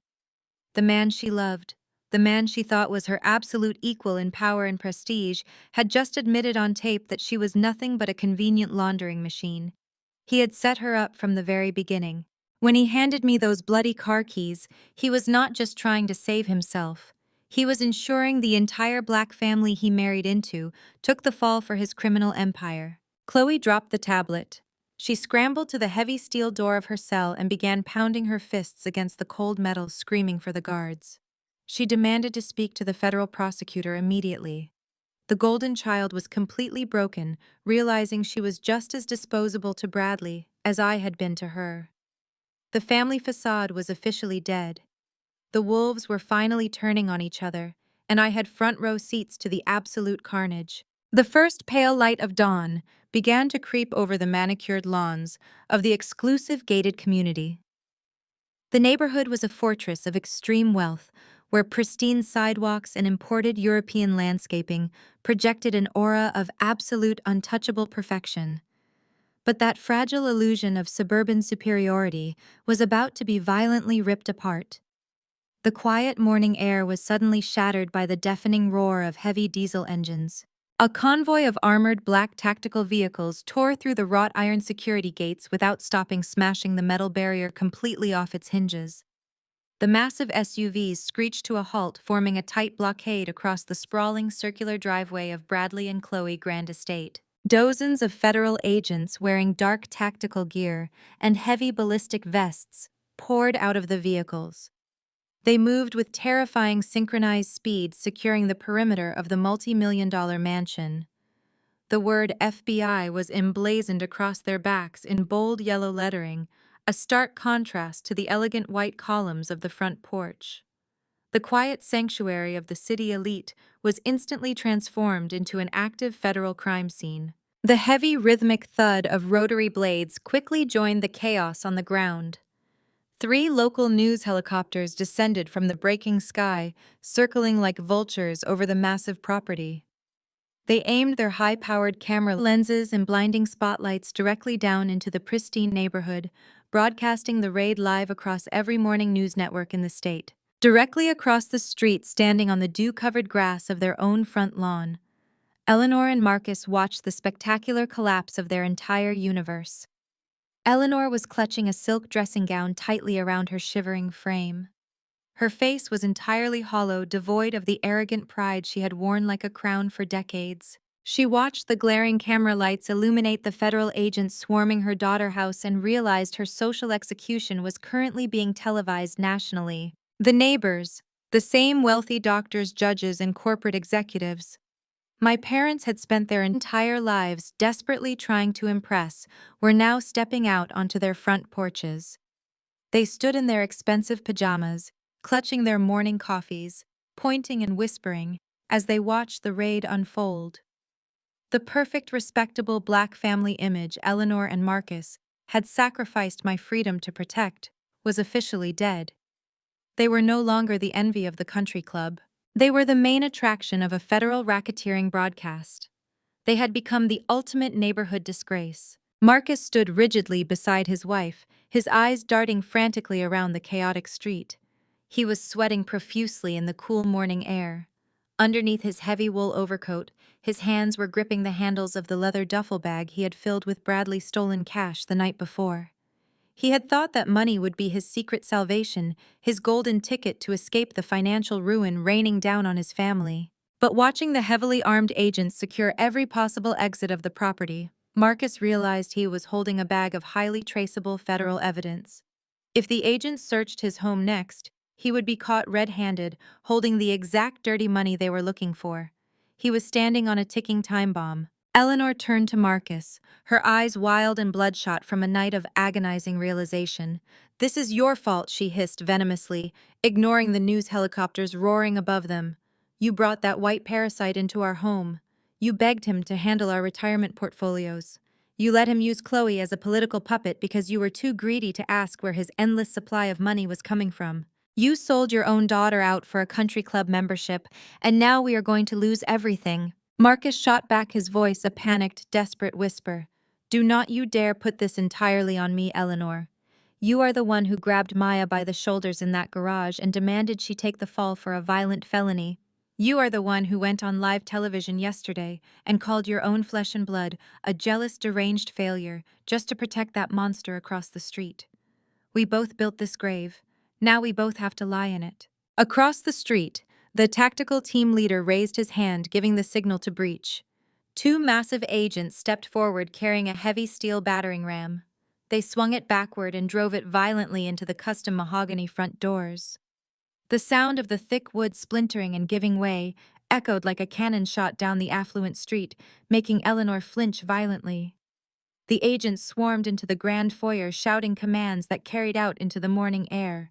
Clear the shouts echoed from the ground floor as teams moved rapidly from room to room, securing the kitchen, the formal dining room, and the massive home theater. Agent Thomas led the primary sweep team, charging up the sweeping marble staircase toward the master suite. They moved with absolute tactical precision, expecting to find the arrogant billionaire trying to stall them with high-priced lawyers on the phone. Agent Thomas kicked open the double doors to the master bedroom, his weapon drawn. "FBI. Nobody move," he commanded, sweeping the massive room. The room was dead silent. The California king bed had not been slept in. The thick duvet was perfectly made. The massive walk-in closets had been entirely ransacked. Dozens of custom-tailored suits lay discarded across the hardwood floor, alongside empty designer luggage boxes. Agent Thomas moved swiftly toward the large abstract painting near the bookshelf, the exact location the informant had mentioned. The painting was thrown haphazardly onto the floor. The hidden steel wall safe was wide open. The interior shelves were completely stripped bare. There was no cash. There were no offshore banking ledgers. There were no encrypted hard drives. Agent Thomas lowered his weapon, pulling his radio to his mouth. His voice was tight with frustration. "We have an empty target. I repeat, the primary target is not on the premises. The safe has been completely cleared out. Bradley Sterling. The man who had promised to protect my family with his unimaginable wealth had abandoned them entirely. He had packed his bags, grabbed his stolen millions, and vanished into the night, long before the federal agents ever breached his front door. Bradley had fled. The freezing coastal wind whipped across the desolate tarmac of the private airfield just 30 miles outside the city limits. Bradley Sterling stumbled out of a discreet black town car, dragging 2 heavy leather duffel bags packed to the absolute brim with untraceable cash and bearer bonds. His bespoke suit was completely ruined, stained with sweat and dirt from his frantic escape through the dense woods behind his estate just minutes before the massive raid. He stumbled toward the sleek twin-engine Gulfstream jet idling on the runway. The deafening whine of the jet engines was the sweetest sound he had ever heard in his entire life. It was the sound of absolute evasion. He checked his diamond-encrusted watch, his chest heaving as he gasped for cold air. He had wired a massive premium to the charter company to secure a flight path directly to a non-extradition territory in the Caribbean. He genuinely believed he had outsmarted the entire federal government. Bradley threw the heavy bags onto the tarmac and marched furiously toward the metal stairs of the jet. The pilot, a seasoned aviation contractor in a crisp white shirt, stood near the doorway, holding a clipboard and looking incredibly nervous. "Start the plane!" Bradley roared, waving his arms frantically to be heard over the engine noise. "We are leaving right now." The pilot shook his head, pointing to his communication headset with a deeply apologetic look. "Sir, Air Traffic Control is putting a strict hold on our clearance. They are citing a sudden massive airspace restriction covering the entire county." Bradley's face contorted into a mask of pure, unadulterated rage. He reached into his jacket, pulled out a thick stack of $100 bills, and shoved it violently against the pilot's chest. "I do not care about air traffic control," he screamed, spittle flying from his lips. "I own the holding company that leases this specific plane. I am paying you 5 times your annual salary to fly this jet today. Get in that cockpit and take off, or I will personally ensure you never fly a commercial or private route in this country ever again." This was exactly how Bradley solved every single problem in his life. He threw dirty money and terrifying threats at anyone beneath his tax bracket, expecting them to instantly fold. He turned around, looking back toward the distant city skyline, letting out a sharp, manic laugh. He was actually going to make it. He was going to leave Chloe to rot in a federal holding cell, to take the massive fall for his criminal enterprise. He was going to let Marcus and Eleanor drown in the massive financial crater he had meticulously dug for them. And Maya, that arrogant diversity hire pretending to play God in her little black robe, would wake up to realize she had completely failed to catch the main prize. They were all going to burn while he drank expensive rum on a beach completely untouchable. His momentary triumph was instantly obliterated by the terrifying screech of heavy tires tearing across the asphalt. Bradley's head snapped toward the airfield access gate. 3 massive black government SUVs burst onto the runway, moving with predatory, terrifying speed. They did not slow down. They accelerated directly toward the idling Gulfstream, their sirens wailing and their tactical strobe lights flashing blindly in the early morning darkness. Bradley dropped his heavy bags, his eyes widening in sheer absolute panic. He scrambled up the metal stairs of the jet, screaming at the pilot to close the cabin door. But the pilot took one look at the approaching federal convoy, raised his hands in immediate surrender, and stepped quickly away from the aircraft. The SUVs swerved violently, boxing the private jet in from all sides, completely cutting off any possible path to the runway. The doors of the tactical vehicles flew open before the tires even came to a complete halt. A dozen heavily armed federal agents poured out onto the tarmac, their assault rifles raised and aimed directly at the metal stairs where Bradley was frozen. "Step away from the aircraft and put your hands on your head," the lead agent bellowed, his voice cutting through the whining jet engines with lethal authority. Bradley stood paralyzed halfway up the stairs. His white privilege and extreme generational wealth collided violently with the absolute reality of a federal tactical unit. He simply could not comprehend that his money was failing him. He gripped the handrail, his knuckles turning bone white. "You cannot do this," he shrieked, his voice cracking with high-pitched desperation. "I am an American citizen. I demand to call my lawyers. You have absolutely no right to detain me without a warrant. You do not know who you are dealing with." Two massive agents sprinted up the metal steps, grabbing Bradley by his tailored shoulders. They did not negotiate. They did not listen to his wealthy demands. They ripped him away from the aircraft door, dragging him forcefully down the stairs.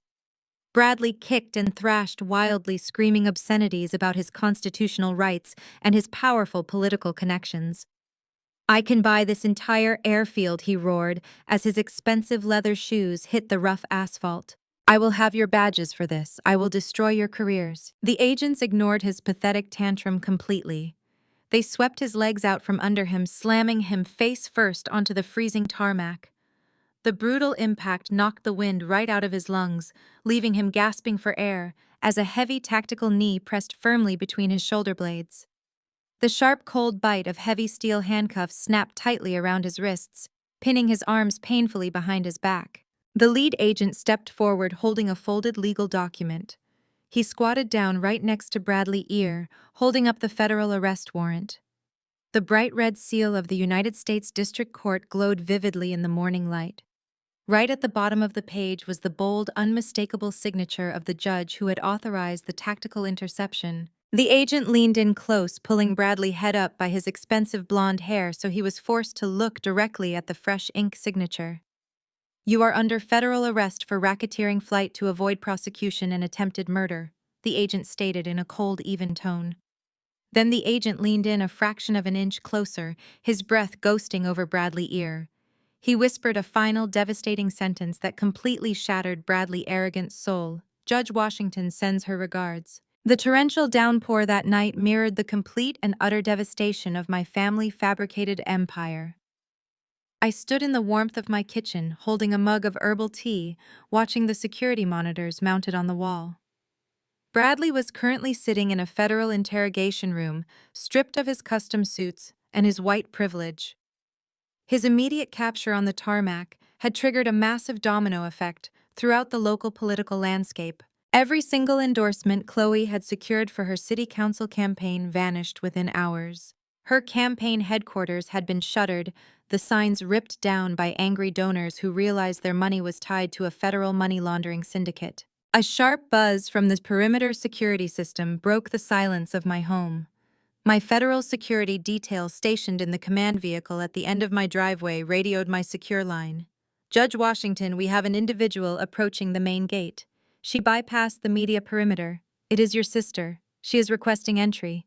I set my mug down on the granite counter. Chloe had been granted temporary bail earlier that evening. Eleanor and Marcus had likely drained whatever clean funds they had left to secure her release. But instead of hiding in her childhood bedroom, Chloe had come directly to the one person who held the absolute power to dictate her future.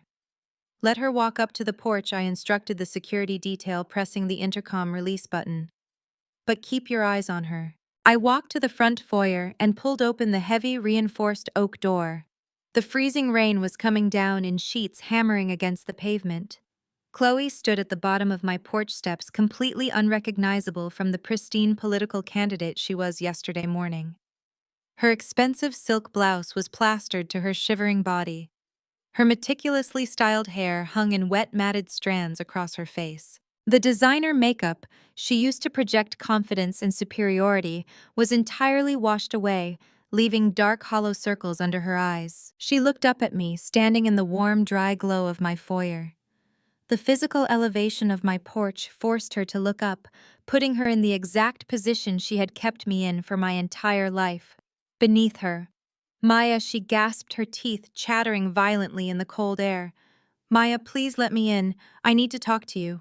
The media is parked outside Mom and Dad house. I have nowhere else to go. I did not step aside. I did not offer her a towel.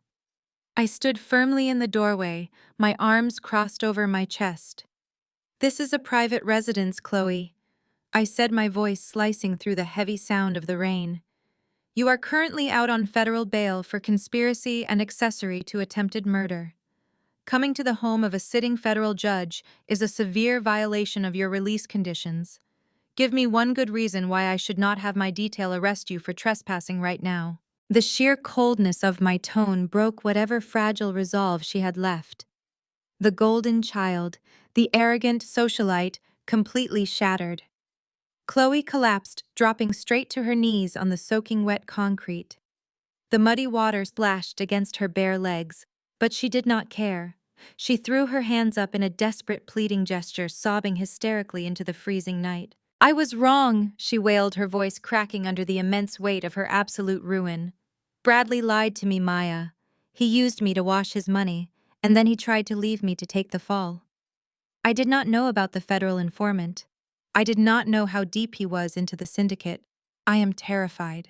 They are talking about a 20-year minimum sentence. She crawled forward on her knees, scraping her skin against the rough stone of my walkway until she reached the bottom step. She looked up at me, her face contorted in pure desperation, stripping away every ounce of arrogance she had worn like armor for 32 years. You are the judge, she screamed over the pouring rain. You have the power, Maya. You know all the federal prosecutors. You can talk to them. You can give me a lighter sentence. You can tell them Bradley manipulated me. Please, Maya, I am your sister. You cannot let me rot in a federal prison. I am your blood. I stared down at the pathetic, shivering mess of a woman begging at my feet. She was invoking sisterhood only because her white savior had abandoned her and her political shield was completely gone. She wanted grace from the exact same person she had actively tried to frame for a violent felony just 48 hours ago. I stepped forward, stopping right at the edge of the covered porch, looking directly down into her tear-filled eyes. You want to talk about being sisters? I asked, my voice dropping to a lethal quiet cadence that cut perfectly through the storm. Let us talk about sisterhood, Chloe. Let us talk about the semester I was working 3 minimum wage jobs just to keep my law school scholarship alive. Chloe flinched, her eyes darting away nervously. She knew exactly what memory I was pulling from the dark archives of our history.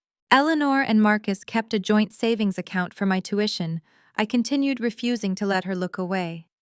You found the account information. You drained $15,000 from that account to fund your luxury trips to Europe and buy those designer handbags you needed to impress Bradley's wealthy friends. And when the tuition check bounced, our parents blamed me. They called me lazy. They said I was mismanaging my money and threw me out of the house. I took another step closer, my voice echoing with years of suppressed righteous fury. I found out it was you. I came to your luxury apartment crying, begging you to tell Mom and Dad the truth. I begged you to save my academic career. Do you remember what you told me that day, Chloe? Do you remember the exact words you used when you slammed your door in my face? Chloe sobbed harder, burying her face in her muddy hands, unable to bear the crushing weight of her own past cruelty. You looked at me, I stated, executing the final devastating blow, and you said, weak people do not get to make demands. I stood tall, my posture immaculate, completely unaffected by her hysterical weeping. I looked down at her, shivering in the mud, stripped of her money, her power, and her fake respectability. Now I whispered, my voice echoing with absolute finality, you are the weakest person I know. I turned my back on her, stepping back into the warm, dry sanctuary of my home. I looked at the security camera mounted above the door and gave a sharp nod to my detail. Remove her from my property, I commanded. If she resists, call the federal marshals and revoke her bail. I grabbed the heavy brass handle of the reinforced oak door and pulled it shut. The solid, heavy click of the deadbolt locking into place severed my sister from my life, permanently leaving her screaming and sobbing in the freezing rain to face the absolute devastation of her own choices. The morning sun cast long, sharp shadows across the polished mahogany of my federal chambers. The storm from the previous night had finally broken, leaving the city skies a brilliant, freezing blue. I was reviewing the preliminary trial schedule when my heavy oak door creaked open. My clerk David stood in the threshold looking incredibly uncomfortable. He stepped aside, revealing the woman who had spent my entire life treating me like a shameful secret. Eleanor stepped into my office, and the sheer devastation of her appearance made the silence in the room feel heavy. The untouchable matriarch of suburban high society was completely gone. Her designer clothes were replaced by a wrinkled neutral blazer that looked like it had been pulled from the bottom of a donation bin. Her hair, usually styled to absolute perfection, hung flat and lifeless around her hollow face. She carried no expensive handbag, no arrogance, and no pride. The federal asset forfeiture had stripped her down to the studs. I did not offer her a seat. I did not stand to greet her. I simply leaned back in my leather chair, clasping my hands together, and waited for the performance to begin. Maya, my mother, whispered, her voice cracking under the immense weight of her total social annihilation.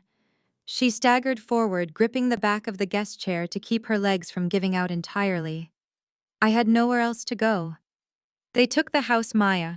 The federal agents seized the estate at dawn. The bank froze every single account. She collapsed into the leather chair, burying her face in her trembling hands. The country club board called me an hour ago, she sobbed, rocking back and forth. They voted unanimously to revoke our lifetime membership. My friends, women I have known for 30 years, blocked my number. The women at the charity foundation publicly condemned us this morning. I have absolutely nothing left. We are completely ruined. You built your entire identity on dirty money and fake respectability.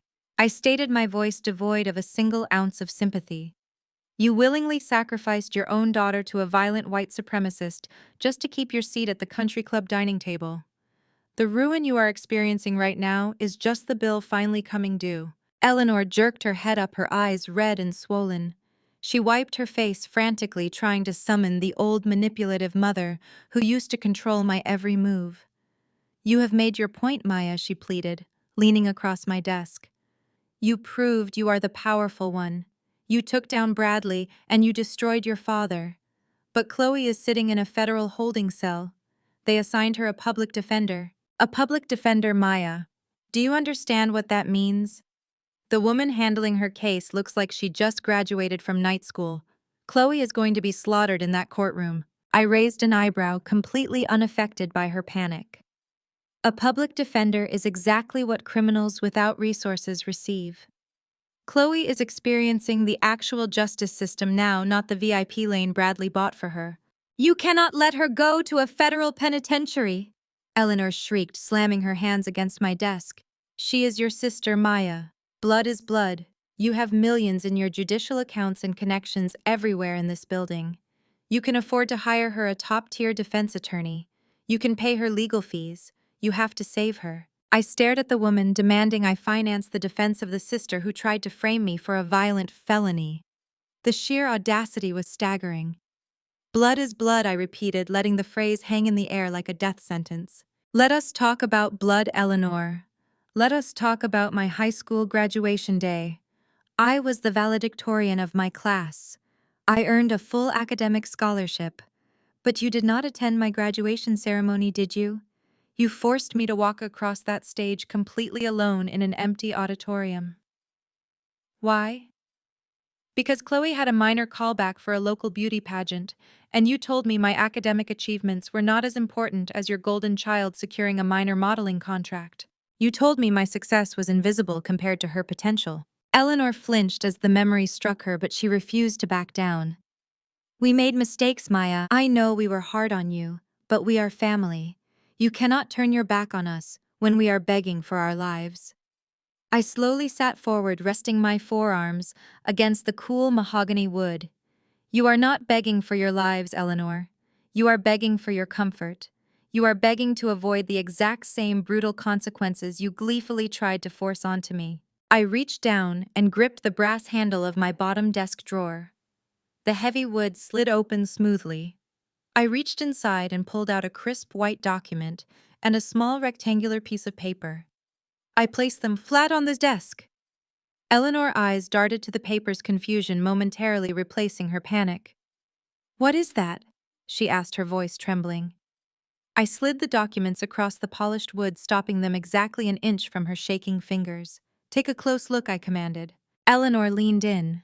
It was the exact same $50,000 check Bradley Fixer lawyer had slid across the interrogation table to me just a few nights ago. Next to it was the pre-written confession contract. I had confiscated both from the precinct, holding them as physical evidence of their massive conspiracy. I pulled my silver pen from my pocket and placed it gently on top of the contract. "When I was sitting in a freezing holding cell, facing a felony charge, I did not commit you, and Marcus sent a lawyer to buy my life for $50,000. I said, my voice dropping to a lethal, icy calm. "You wanted me to sign a false confession and ruin my entire future so Chloe could win a local election. You thought I was desperate enough to take the cash and disappear." Eleanor stared at the check, the color completely draining from her haggard face. She realized exactly what I was doing. The psychological trap was closing around her throat. "So here is my offer." I continued, leaning back and watching her squirm in the trap she helped build. "Pick up that silver pen, Eleanor. Cross out my name on that confession and write your own. Sign a sworn federal affidavit admitting that you, Marcus, Chloe, and Bradley actively conspired to frame a sitting United States judge for attempted murder and obstruction of justice. Confess to everything in writing right now." I tapped my manicured fingernail against the $50,000 check. "If you sign the confession and hand yourself over to the federal marshals, I will endorse this $50,000 check and transfer the funds directly to a trust account for Chloe legal defense. I will buy her the high-priced lawyer you are begging for." Eleanor gasped, her hands flying to her mouth in sheer horror. "You want me to send myself to federal prison?" she choked out, hyperventilating. "You want me to destroy my own life?" I smiled, a cold, devastating expression of absolute victory. "I want you to make the exact same sacrifice you violently demanded from me," I replied softly. "You told me to take the fall because I had nothing to lose. Well, Eleanor, you just told me the bank took your house, your friends abandoned you, and your country club expelled you. You have absolutely nothing left. So sign the confession and save your golden child. You have nothing to lose, right?" Eleanor stared at the pen, paralyzed by the impossible, agonizing choice. The silence in the chambers was deafening as she realized she was finally experiencing the exact same brutal, merciless terror she had so happily inflicted on me. Eleanor picked up the silver pen and signed her name on the dotted line, sealing her own destruction to save her golden child. That single stroke of ink dismantled our family hierarchy forever.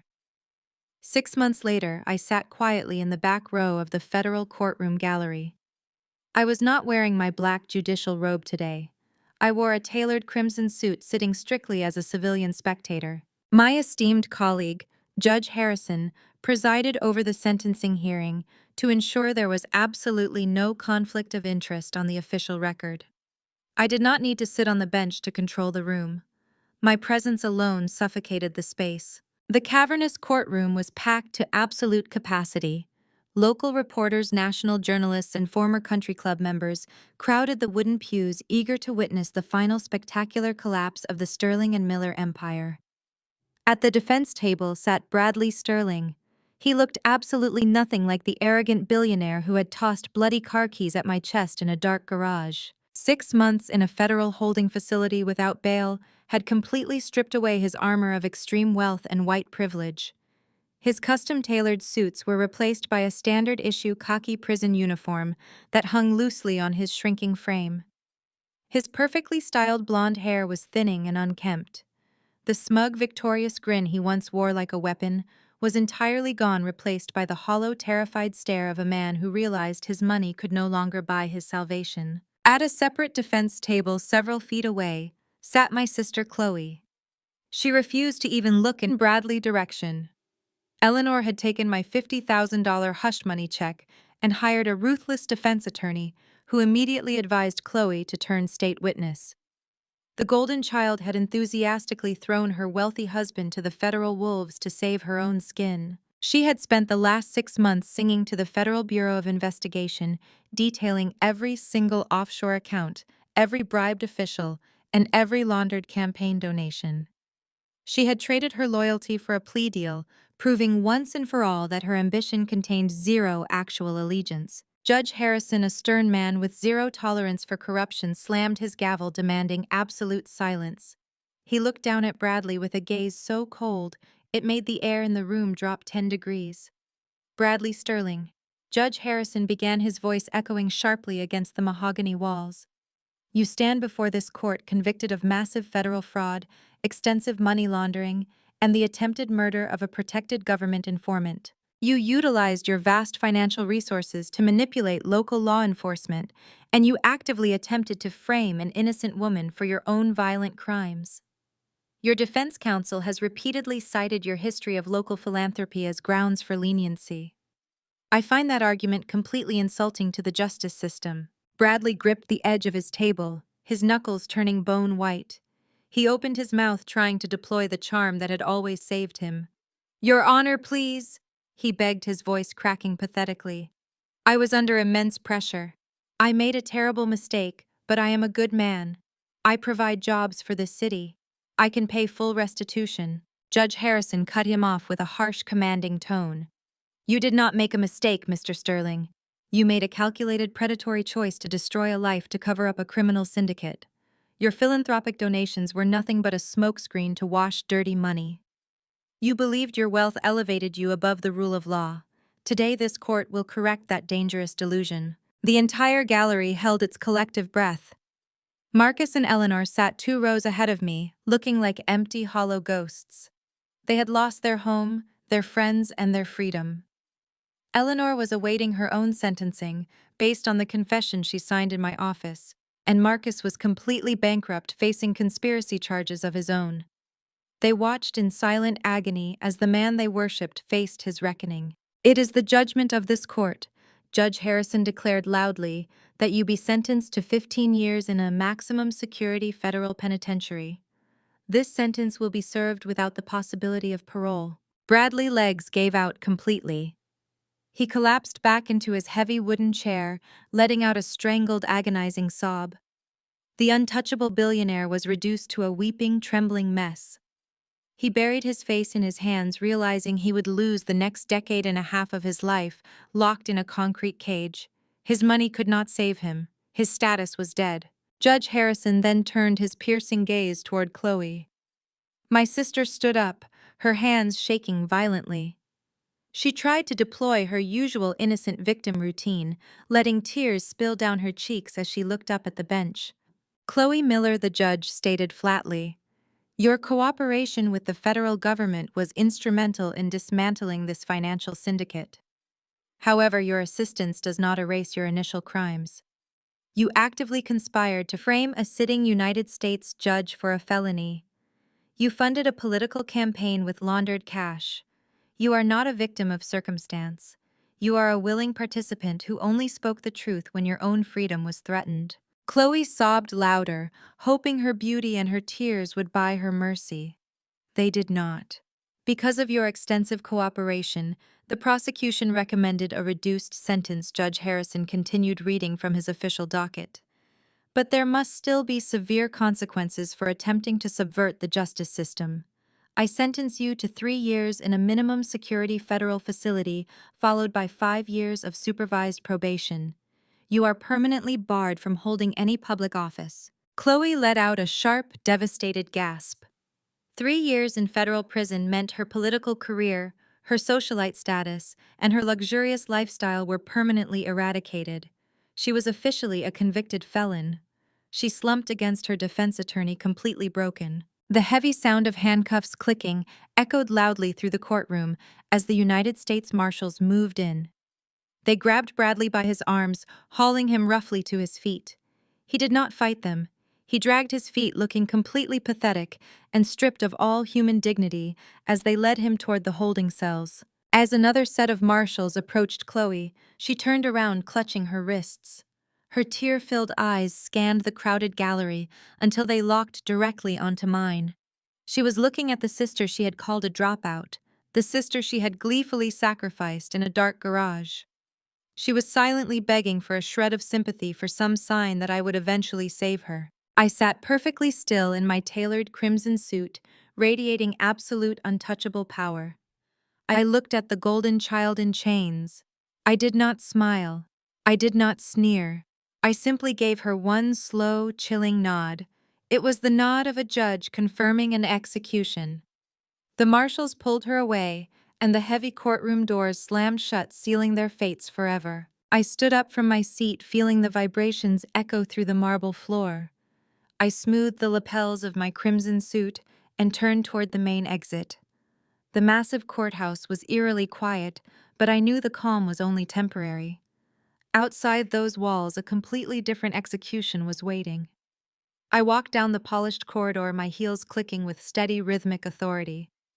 The chapter of my life defined by my family's relentless manipulation was officially closed. Behind me, I heard the frantic shuffling of footsteps. "Maya, please wait!" Eleanor called out, her voice cracking with desperation. I kept my pace steady, forcing my parents to jog to catch up with me. They were out of breath by the time they reached the security checkpoint.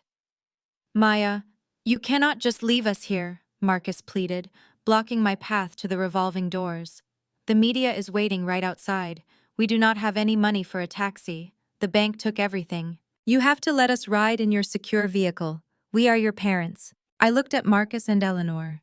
They were stripped of their expensive country club attire, wearing cheap, wrinkled clothes they had scraped together after the asset forfeiture left them entirely bankrupt. The respectability they had, worshipped the perfect upper-class black family image they had sold my soul to protect, was permanently gone. I stepped around my father, pushing through the revolving doors without offering a single word of comfort. The moment my shoes hit the concrete steps of the courthouse, the midday sun washed over me. The light caught the subtle smile playing on my lips. I took a deep breath of the freezing city air, tasting absolute freedom for the first time in 34 years. The plaza was an ocean of local and national media. Dozens of news vans lined the street, their satellite dishes raised high toward the sky. The sheer magnitude of the scandal, a wealthy white billionaire and a rising political star going to federal prison, had drawn every single reporter in the state. The moment the press pool spotted my crimson suit, the crowd surged forward like a tidal wave.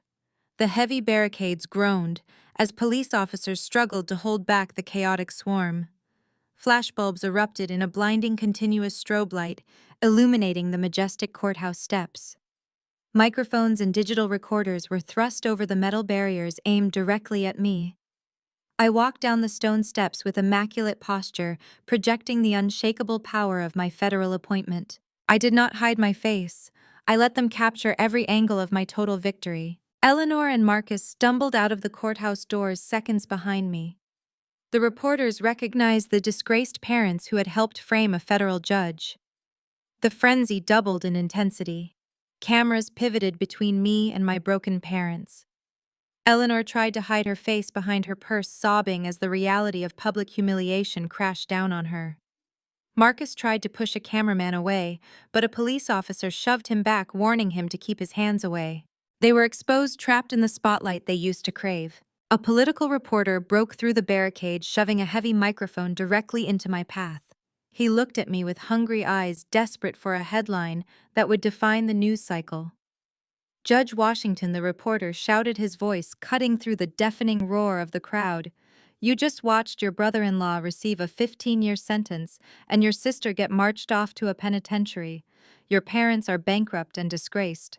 Tell us, Judge Washington, does it break your heart to see your family destroyed like this today?" The entire plaza fell into a sudden, breathless silence. The screaming reporters stopped shouting. The police officers turned to listen. Even Eleanor and Marcus froze on the steps behind me, waiting for my answer, hoping I would show some small shred of lingering daughterly grief. They wanted me to validate their existence by mourning their destruction. I paused on the final step. I slowly raised my hands and adjusted the collar of my designer coat, making sure my posture was absolutely flawless. I looked directly into the bank of television cameras, sweeping my gaze across the lenses with absolute, unshakable power. I did not watch my family get destroyed today. I stated, my voice carrying a lethal, icy calm that resonated across the entire plaza. I watched justice get served. My real family are the people who respect the truth, not the ones who try to sell it. The silence that followed my words was profound and devastating. The reporters were speechless, absorbing the sheer magnitude of my final verdict. I had publicly severed every tie to the toxic bloodline that tried to bury me. I turned my head slightly, locking eyes with Eleanor and Marcus one last time. They looked like empty hollow shells standing alone on the cold concrete. They had nothing left to sell and nobody left to manipulate. I turned away from them and walked confidently toward the waiting curb. My security detail opened the door of my black town car. I stepped into the warm leather interior, settling into the back seat. The armored door slammed shut, sealing out the noise of the outside world. As my driver pulled away, I looked through the tinted window. The media recovered from my statement and instantly turned their predatory focus onto my parents. Reporters swarmed, Marcus and Eleanor shouting aggressive questions about their stolen money and their convicted daughter. The cameras blinded them as they huddled together, broken and utterly powerless on the steps. They were trapped in the nightmare they had built for me. I leaned back, closing my eyes as the car drove toward the city center, leaving the wreckage of my past permanently behind me. My life was finally my own. The ultimate lesson from this journey is that your worth is never dictated by the people who fail to see it, even if those people are your own family. For years, Maya's family treated her as a disposable scapegoat, willingly sacrificing her well-being to uphold a toxic, fragile facade of wealth and respectability. But her story teaches us that true power does not roar, it builds quietly in the dark. Instead of begging for a seat at a table where she was fundamentally disrespected, she built her own courtroom. We learn that setting firm boundaries is not an act of betrayal, but an act of profound self-preservation. Blood relations should never be used as a free pass for manipulation, emotional abuse, or criminality. When the people who are supposed to protect you decide to throw you to the wolves, you have every right to return leading the pack. True family isn't defined by shared DNA, but by shared respect, unwavering honesty, and genuine support. Have you ever had to draw a hard line with toxic relatives to protect your own peace? Share your story in the comments below. If Maya's journey resonated with you, please hit the like button and subscribe for more stories of ultimate resilience and sweet justice.